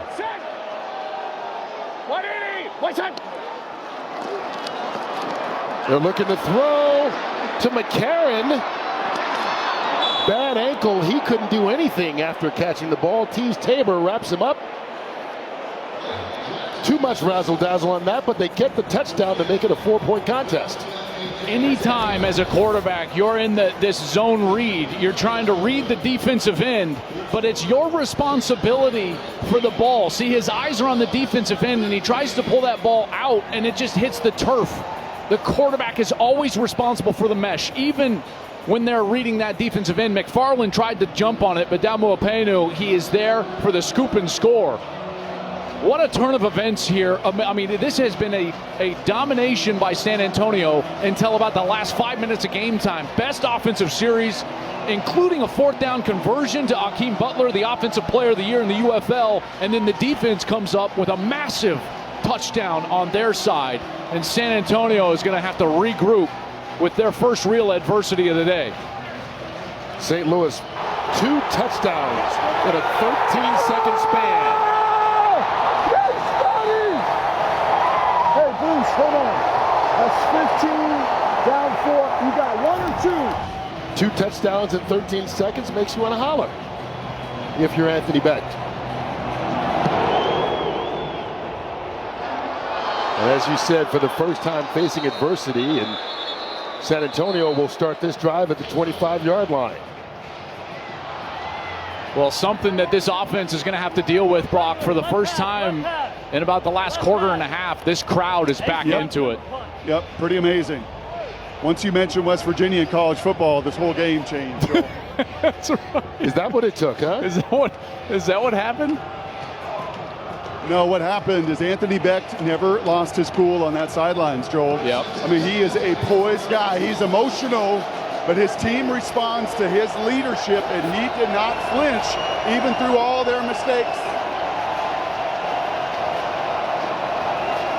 And now he's gotten his team back within 4. John Lovett.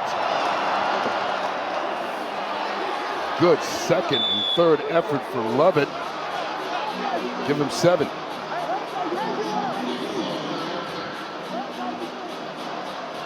Next play. 63, play 63. 63, play 63. Do it out of pistol. Do it out of pistol. So they're going to the wristband now. We got pistol, ace left, fake left, naked right, punch out, Houston, X over. On a quick. Going to give a big hard play fake to McFarland, and they're going to try to get the over route right here after this play fake. There's the play fake. Garbers along the sideline. Stevenson makes the catch.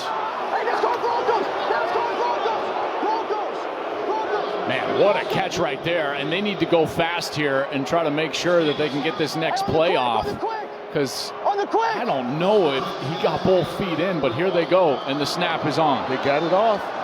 So the 12-yard gain stands, and McFarland picks up a little bit more, taking it into St. Louis territory. Let's take another look at that catch by Stevenson to see if it was a catch. Garbers is rolling out, and then there's Stevenson, and he's got the separation right here, but the ball was just a little bit low, and he was able to get that left foot down, and the right foot is dragging as he controls it. That is great body control by Stevenson, who's had a heck of a game tonight.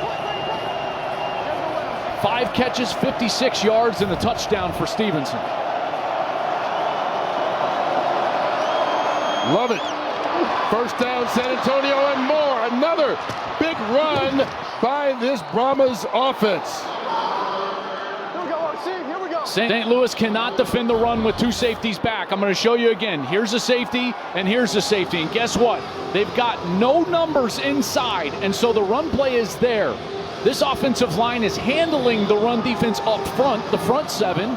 They've got hats for hats, and then Lovett is immediately on the second level and then making people miss. Brock, nice move at the third level there. Yeah, your safeties have to come up and tackle, and that time Askew Henry is just reaching and grabbing. Credit to that offensive line that we talked to and Coach Garage to respond. 21 yards on the run. They hand it off to McFarland. He only picks up a couple. But right now, San Antonio over 180 yards rushing. And Brock, that's to your point about Wade Phillips earlier. He knew they were getting McFarland back and Lovett back, and he felt like this was going to be a team that could run the football this week. Yeah, I mean, a week ago, this was a facsimile of this roster, down 6 starters, and they played and missed a game-winning field goal. I think it infused them with a lot of confidence. They put everybody back in that batting lineup, and they are just swinging that run game sword right at St. Louis. Empty backfield here. Garber's running. And falls forward across the 15-yard line. Here's third down. Kirkland hasn't touched the ball in a while, guys. Number 13. How about a bunch of slants and goes? How many slants have they run today in breaking routes? Got a little double move? Play 80L, 80L, 80L. We got ace left, wide on, Celtic sweep, single ready break. Better hurry, better hurry.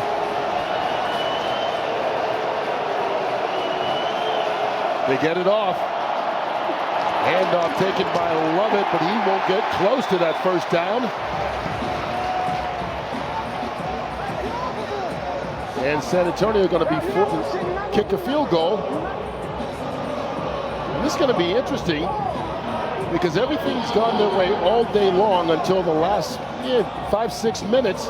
And now they send out Ryan Santoso, who's missed his last 5 kicks. Hasn't made one since week 8. Had one blocked last week. He also missed a 51-yarder left that would have won the game. You wonder what his confidence is like. This is from 31 yards out. And he gets it through. And so it's now a touchdown lead. San Antonio up 22-15, but we got a good one going here in St. Louis. San Antonio leads St. Louis by a touchdown here. This Brahmas defense has been good all year long. In fact, when you look at the numbers, in a lot of categories that are important, they are number 1, and that includes the most sacks in the league and the fewest points allowed in the league. And right now, St. Louis is exactly on that number 15. Well, and that's a bit misleading because one of those was a defensive score for the Battlehawks. The defense for the Brahmas has been exceptional. A takeaway, 2 sacks, 7 tackles for loss. And if I'm Wade Phillips, even though that short span, 2 touchdowns in 13 seconds, it felt like everything's going against him. You got to just go tell your guys, like, hey, nothing's changed. We don't have to change a thing. We don't have to adjust. We are dominating. And they responded by getting the field goal, putting points back up on the board as Darius Shepard will help St. Louis get a good start here. And after that last drive, they've got to be feeling better. Well, and it started with their run game. Jacob Sailors was very good early in the game. They got away from that. And then on a 4th down, you got to go players over plays. Well, that's Akeem Butler. And then Sutherland, who's been great inside the 5-yard line, is able to punch it in. Unable to convert after the touchdown. But you look at what they did in the first almost 40 minutes of this game, nothing. And then in 14 seconds, bang, you're right back in it. That defensive score certainly helps. Now the offense starts at the 42. McCarron. That's a quick pass taken by Butler. It looks like they want to get him more involved. We've seen that the last 2 possessions. There's 16 minutes and 7 seconds left in the season for one of these teams. If you're a play caller You have to go down with your best. You cannot be sitting there tomorrow if you lose this game thinking to yourself, I didn't get the ball to Akeem Butler, or on the opposite side, I did not get the ball to Kirkland, John Cherry Kirkland, the best player that the Brahmas have. So these guys have got to touch it often here in the next 16 minutes. Sailors. And he will pick up 4 yards and a first down.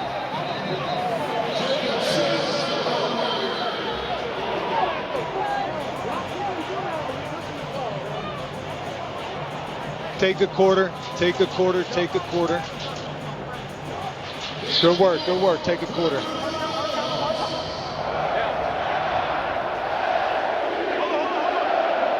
They're just going to play for the fourth quarter here. Hey, Nebraska. There's about a half a tick difference between the play clock and the game clock. You don't have to snap. They're going to let him have it, but you heard the official telling him you have to snap it. Well, two different things. First, you have to snap it, then you don't. You can see Anthony Beck going, I wanted that half a second to matter. What matters is it's a one-score game going into the final quarter. The winner moves on to play for the title next week.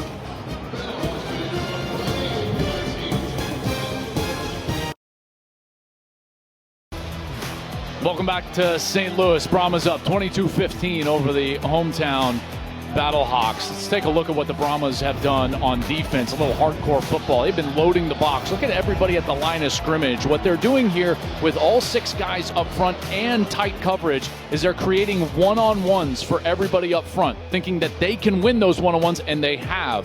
There's the first look here. Same look, creating one-on-ones. What happens? You get a win in the interior, and you get a TFL, tackle for loss. Same look on this play here. Lining up, getting one-on-ones, and then winning. That one by Prince Emili, number 98, who's been terrific all season long. We'll see if they continue with that strategy here in the fourth quarter, because as good as it's been, that's a high-risk, high-reward style of defense. We'll see if St. Louis can take advantage. McCarron kind of sidearm that one, and Ja'Cour Pearson falls forward, going to lose a couple yards on the play. And I tell you, the speed of this defense, we've talked about it all day. You can't go side to side, Brock, against this group. You know, there's just some groups on some of these days that you play, and you could hear with AJ's answer. Not only is he physically hurting, but you know this, Joel, and you've experienced when a defense is downhill on you. I mean, it almost feels like they are playing, the field isn't level. They are just coming downhill constantly at you. Yep. I've been in those games. Feels like they're playing with 17 on the other side. Here comes the rush again. McCarron pulls it down, runs as best he can, and slips right across the 45-yard line.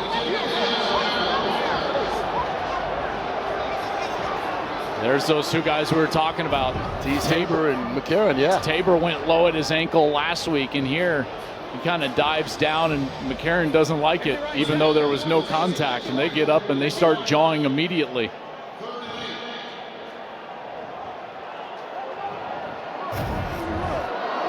Third and long. Yep. Set.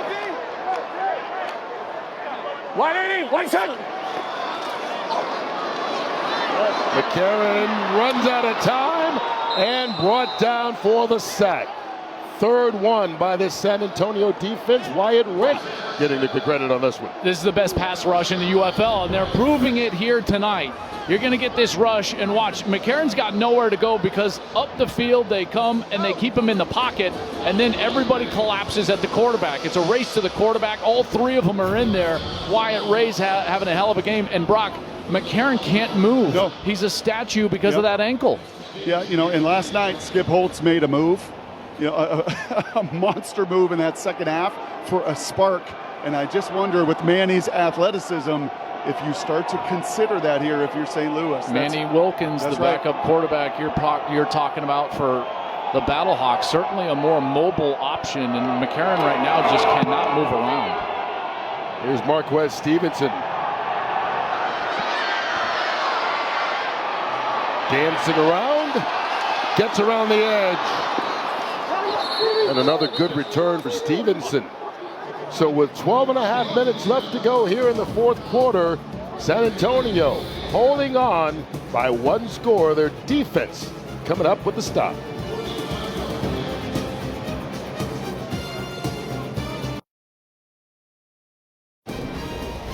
Well, next Sunday, it all comes down to the UFL Championship game being played right here in St. Louis. We know that Birmingham is in. They won the USFL Conference Championship yesterday, coming back from 15 points down to beat the Michigan Panthers. And right now, Jontre Kirkland trying to get involved in this offense to get San Antonio into the title game. Yeah, first series, they went to him 3 times, 3 catches. Has not had a target since. You just wonder in the fourth quarter here, do they go back to 13 at some point? He is certainly capable. Instead, they hand it off. John Lovett fights his way out to the 28-yard line. You know, Brock, this offense, A.J. Smith has done a great job of running it when there's 2 safeties back, and then throwing it when there's a single safety. 189 yards rushing now in this building against this opponent. As I said, AJ's background, he wants to throw it, man. He was an air raid guy. He's a wide open guy, but he's playing to the strengths of his entire team to play complementary football. So from here, from behind the offense, you see now this looks like they're going to roll down. Now it's a single safety. And they give it to McFarland for the run. And McFarland fought his way to the first down. I'll tell you what, that offensive line doing work. They did not have the numbers there. But Brock, this is when you start talking about championship drive medal with those 5 guys up front. Can you go put a game away in the fourth quarter running the football? I know you and I share this belief. There was nothing like getting in this huddle right here and looking at every one of those guys and feeling your offensive line. Right? When that identity and those big guys up front, and they have been barking almost after every series, put this game on us. There is no better feeling for an offense. A handoff, love it. And this time he's caught right at the line of scrimmage. Give him half a yard. Elijah Lee in there on the tackle.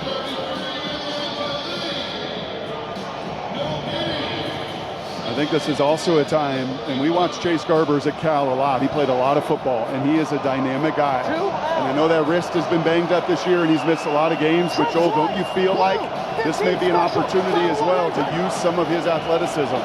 Well, you know that this defense is going to be aggressive towards these running backs who have dominated tonight, and there could be an opportunity for Garbers on the outside. Looking to throw. That one's caught. And Kirkland will pick up 8 yards. Let's listen in on the play call on third down.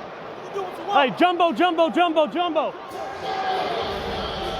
Hey, wristband 66, wristband 66, wristband 66. Jumbo, jumbo, jumbo. Wristband 66. We got a breakout from Key. Denver, Key 1 on the quick, break. They bring in a 6th lineman. Morgan Ellison. Can he get around the corner? No! Stopped in the backfield. Drayvon Askew-Henry with the big tackle. And it turns the ball over, forcing a punt for San Antonio. Well, they go jumbo with the big back Ellison, and he has to bounce outside. Look at the hustle there by Drayvon Askew-Henry, and a great open field tackle. He goes low, and he's able to just get that left foot and bring him down to the ground. Askew-Henry, he played at West Virginia. They played a little country road here in the third quarter, and that's a beautiful play by the Mountaineer. And it seems like that song, as you said, kind of turned this team around. They're still down by a touchdown, however, with 9 minutes left to play. Darius Shepard. Upended. And so McCarron and company down by 1 score. Thanks to the great play in the open field by their defense.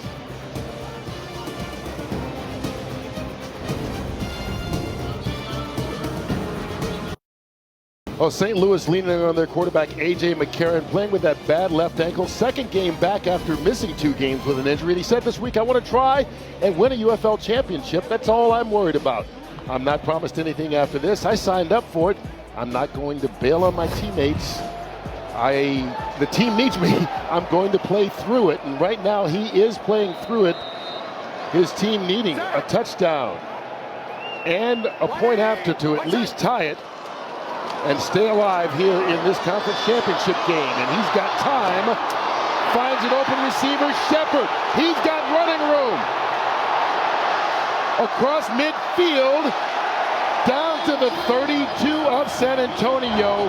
And when they needed it, they get the big play, 38 yards. Well, even with a lack of mobility from McCarron, look at this. You can tell he's gingerly moving up in the pocket, and he buys enough time, and there he finally finds Darius Shepard over the middle of the field, who does the rest. I mean, that's a great run after the catch. And again, some momentum, a little kickstart for this offense. They got the defensive score. They got that one drive that they were able to stick in the end zone, but here you got something cooking. Their longest play of the game. Here's Wayne Goldman. Gain of 3. 11.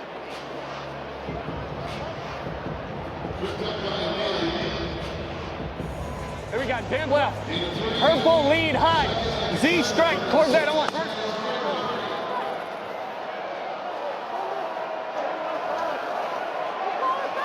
Set.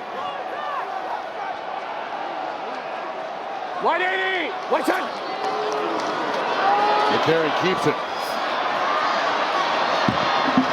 Throws that one. It's caught by the tight end Sutherland, and Jake Sutherland with the grab and forced out of bounds 12 after a short 5-yard gain. Trey Wright, Z tap, action 2-jet stomp.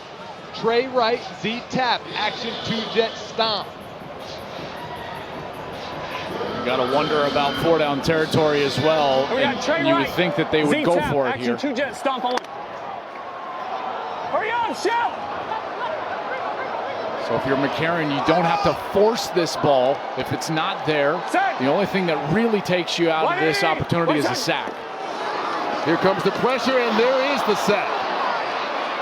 Right up the middle, Prince Emile, and his second sack of the game, 4th by this defense. And what do? They line up everybody at the line of scrimmage again. So here you go. You got all 5, and you're going to bring the blitzer right here from the linebacker spot, and they get one-on-ones, and they can block them.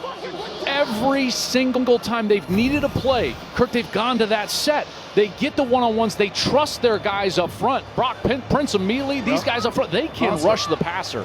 Monster. So they're going to go for the field goal here. They reset the play clock, so it did not wind down. 50-yard attempt here by Schmidt, who's made his last 13 kicks on the season. Oh, I didn't want to say it. I didn't want you said it, Kurt. Just America, Kurt Menifee said it.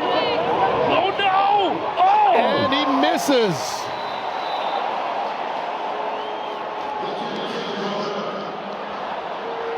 Is this the time to be quiet? Maybe I shouldn't have said anything. 13 straight, and this one just fading a little too much. That's going to finish in the right rough. Wade Phillips loves it. A 7-point lead for Wade Phillips. 6:06 left to go in this championship game of the XFL Conference of the United Football League. A.J. McCarron and St. Louis at home, but they have trailed all game long. San Antonio jumped out to a 13-point lead, and they have just run the ball down the throat of this St. Louis defense. They have been so good running the football. Anthony McFarland, he comes back off of injury. John Lovett comes back off of injury, and tonight 193 yards. Those two backs that I just talked about have 183 of those yards, 7.3 per carry. They have been sensational, and this is the time where they have got to be at their best. Lovett back in there right now on 2nd down. Quick pass, and it's caught by Kirkland. And Kirkland gets it into St. Louis territory to move the chains. Every single play right now has got to be looking at this safety. If they go to one safety, then you've got a one-on-one on the outside, because that corner has what's called deep responsibility. And Brock, as you know, when that corner has deep responsibility, The offense and the passing game more specifically has what's called free access. That is a free access throw that you can make on the outside. All they got to do, watch the safety. If there's two, hand it off. If there's one, free access on the outside. Terrace, the injured player, down for St. Louis right now. And the reason that they can be in this situation is their ability to run it during the course of the day. And this run game has been terrific. Up front, they've blocked them up, and then these guys in the back end have just been running their butts off. John Lovett, Anthony McFarland, big holes by the offensive line right here. McFarland, look at the Jets, just turns them on. He goes the distance. That's a touchdown. Those big uglies, they're, again, opening up a big hole for Lovett. Good spin, making people miss at the third level. Big explosive plays in the run game. They've also churned out yards. McFarland for 103, Lovett for 84. And right now, they're sitting here 5:05 left in this game. If they can continue this run domination, they're going to wind up winning the XFL Conference and facing Birmingham next week for the championship. In this dome in St. Louis. Right now, San Antonio 197 yards rushing, 197 yards passing.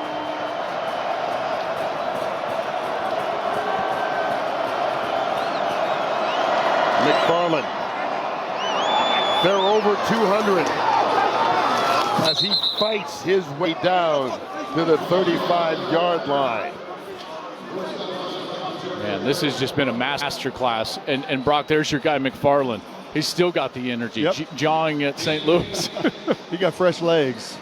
And you know this, Joel, from calling Michigan games the last couple years, the national champion at the collegiate level. We see it time and again in the NFL. The Chiefs O-line never gets the credit. But when you win the line of scrimmage, when you get to playoff football and you win the line of scrimmage, you typically win the ball game. And that offensive line's also given up just one sack. And McFarland picks up another first down. Clock just keeps on running now. That was a big first down because now they can really slow things down. And I know that their kicker has struggled. Strong right, Denver Whalen. But Brock, Santoso, their field goal kicker, is very good inside of 50. And at this point, they're inside of 50. So it might not be 100%, as we know, but you've got to feel like you've got points. And so for your quarterback, Chase Garbers, you cannot take a sack. Love it. Stopped, going to be dropped for a loss of a yard. Elijah Lee with the tackle. He's been busy this afternoon. To that point, Joel, in warm-ups, I think it's the first time in my life I've watched a kicker kick every kick in warm-ups, to the point that Santoso turned to me and said, "You're kind of watching me closely today." So he noticed. Yeah, I didn't want to say, well, you've missed your last five. He made one earlier. But from 50 in, he was pretty much automatic in warm-ups. Well, he's a big boy. You may not want to get him mad. I don't know if you can take him, Brock. No. They get it off. Garbers down the right sideline. Oh, incomplete. Justin Smith tried to grab it with one hand as it was thrown just a little bit too far. Oh, man, he had him. I tell you, the coverage breaks down late. You see Chris Payton-Jones trying to recover, and they're just going up one-handed. Justin Smith just could not haul that one in. That's a couple of times we've seen a Brahma wide receiver behind the defense, and Garber's unable to connect. Jumbo package back in the game. I don't think you're going to want to run this one laterally. They get it off. Ellison, nowhere to go. And that should take us to the 2-minute warning and bring up a fourth down. So we'll see if the lead remains 7 or if San Antonio goes to the field goal to try to extend it. 2 minutes left to decide who marches on in the postseason.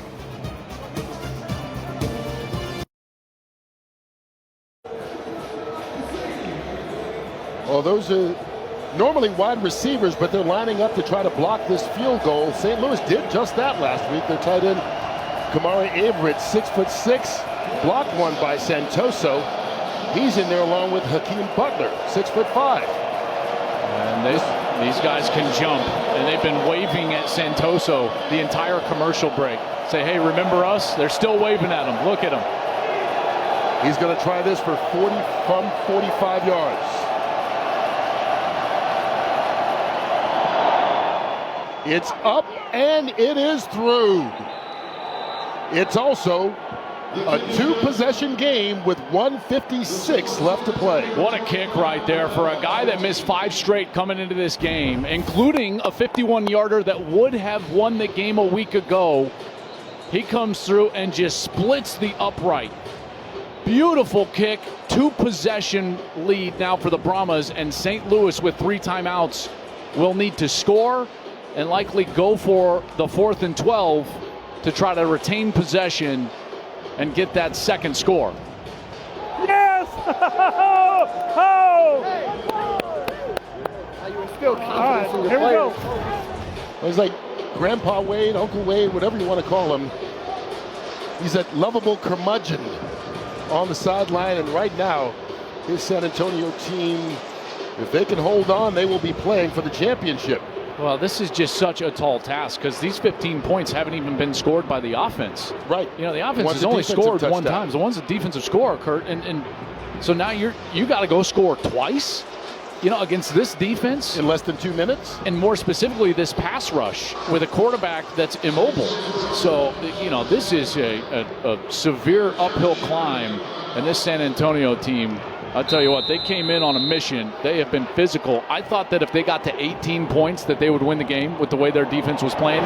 They're at 25 now, and they look well on their way to a win. Well, as of now, 18 would have been enough, as they've held St. Louis to 15, but Darius Shepard trying to get him in position to do something with 1:50 left on the clock. You know, Brock, the last 3 possessions for San Antonio, 4 minutes 23, 3 minutes 32, 4 minutes 10, just leaning into this style, protecting that defense. Yeah, what did you say to me? 35 runs to how many passes? Yeah, 35 runs, 22 passes for the Brahmas. And now it's up to St. Louis to see if they can get anything going. 180! Watch out! McCarron, quick pass. Hakeem Butler, gain of 8. Boy, that's not what you want because the clock keeps going. Almost every snap has to stop the clock here, or else you think about taking a timeout, which they won't. They'll try to get going. Which means getting a first down or getting the ball out of bounds to stop the clock. Orlando, set! McCarron steps up, going deep. And it's almost intercepted. Tease Tabor had it go through his hands, and it falls incomplete, but brings up a 3rd down. Well, this was a bit of a prayer right here because this is double coverage. Tabor does a good job staying deep, and then there's Langford, number 6. He's step for step with Stephen Mitchell. And that one really should have been picked off. Tabor just unable to get back to that ball. You know, if you're St. Louis right now, Brock, I think that you establish a point where you would go ahead and kick a field goal on this drive. You know, is it 40 seconds? Is it 35 seconds where you're trying to get in field goal range and maybe take the score now? They've got to convert a 3rd down, which they haven't done all day. They do here. First one converted. That's Hakeem Butler on the sideline. Well, wait a minute. Let's see where they spot this. Boy. Yeah, that spot is a bad spot. It is. That's about 2 yards off based on where he first catches that ball. Right there, just at about the 49, and then gets knocked out going backwards about the 48. First charge timeout. St. Louis. 30 seconds in length. Please reset the game So clock. St. Louis uses a timeout. 14 seconds. Okay. They're giving him the first down. Well, the Summer of Stars has arrived with one of the biggest international tournaments in the world. It's the Euros, finally kicking off this Friday when host Germany take on Scotland live on Fox. Don't miss it. Coverage starts at 3 o'clock Eastern Time. Correction. Please reset the game clock to 1 minute, 15 seconds. So after review, they do give Butler the first. As soon as he establishes possession, then that also gives you progress, which was clearly past the line to gain. Good reversal there by the command center. So it's now 1:15 left to play. Set. 180. Watch out. 3-man rush. McCarron to Butler, and he can't hold on. Pass broken up by Scott Nelson. Nelson did a nice job there. And now, minute 10, man. This clock is up against it. Like I said, you're trying to get in field goal range and maybe get a field goal on this series. If that clock starts getting inside of 30 seconds. They're trying to push the ball down the field as best they can, but look at all these Brahmas back and deep. These safeties getting depth. They've got a third safety just sitting in the middle of the field. 180. Watch out. McCarron, quick pass. Pearson fighting for yardage. Down to the 36, and they call a timeout. 14 yards on the play. St. Louis letting the clock continue. Orlando, set. McCarron, quick pass, Mitchell, and he gets out of bounds. Boy, if they're going to give you those, you take them all day long. That just takes no time at all. Trough right, Y surge, 3-jet F sail. Trough right, Y surge, 3-jet F sail. F sail. Go dagger. Hey. Do you think about going towards the end zone at some point, knowing you need 2 scores? Yeah, I mean, you see, everything has got to be a bit down the field. There's no doubt. And if they get to the point where there's 30 seconds left on the game clock, you'd think about kicking the field goal. Over the middle of the field, Wayne Gallman, and he's tackled, kept in bounds by Jordan Williams. That clock will stop with that first down. Now they get on the ball right away. 45 seconds now. The clock will stop at the ready, and here it goes. Orlando, set. McCarron looking towards the end zone, overthrows Mitchell too high.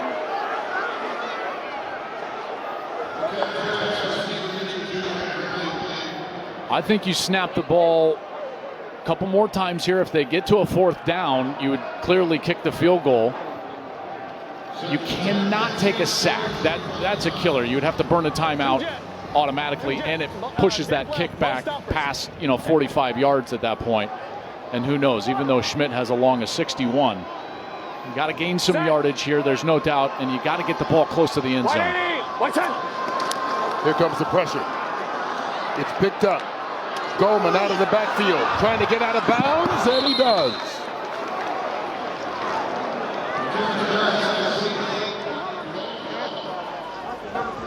I just don't think you can take too many more plays inbounds. I think that this ball's got to be in the end zone. You take a shot at the end zone here. If you don't get it, you kick the field goal and you go take a 4th and 12. And you probably need to do it pretty quickly. Here we go. Set. 180. Watch out. McCarron. Shepard falling out of bounds, makes the catch. And now there's 21 seconds left. A 4th and 12 would be an untimed down. Okay, so that's a snap that you get for free if they're able to get a score. But after that, you would still need about 15 or 20 yards to get into field goal range, which you need probably, 15 seconds. And that's squeezing it. So this has got to get into the end zone, or you got to start thinking about kicking the field goal now. McCarron directing traffic, and he throws it incomplete. Marcel Aitman, the nearest Battlehawk. And let me correct myself. The 4th and 12 is a timed down. The clock will run. The game clock will run on the 4th and 12. So you've got to factor that into the equation, which means I think Schmidt should be on the field right now kicking the field goal. Yeah, why not kick it right now? Because, as you said, you need to get it back and score again. 3-jet. Running another play and getting a touchdown here and having 7-8 seconds left doesn't help. You need at least a snap, maybe 2 in this second possession. If you don't get it here, Schmidt needs to be on the field kicking the field goal. Orlando, set. Darius Shepard, the intended receiver. Need to kick the field goal here. Any more time and it's impossible. Might be already.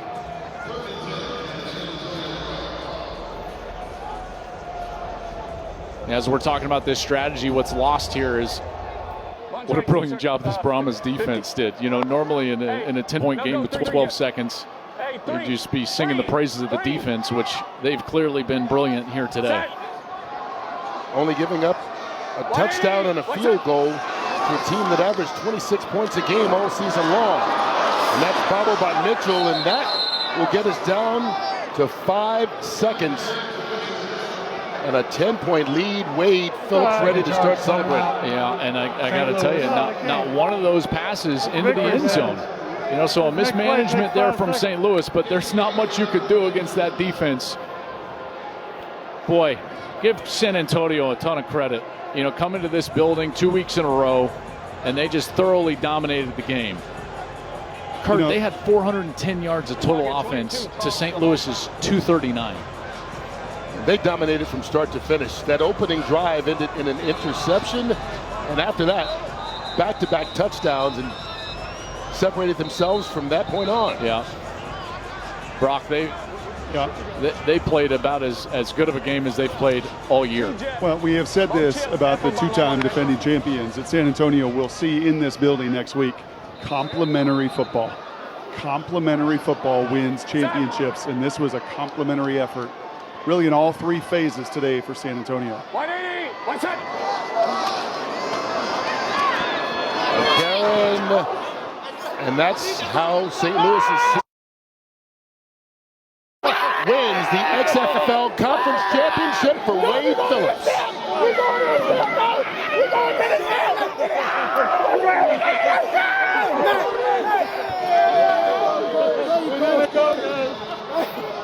Awesome.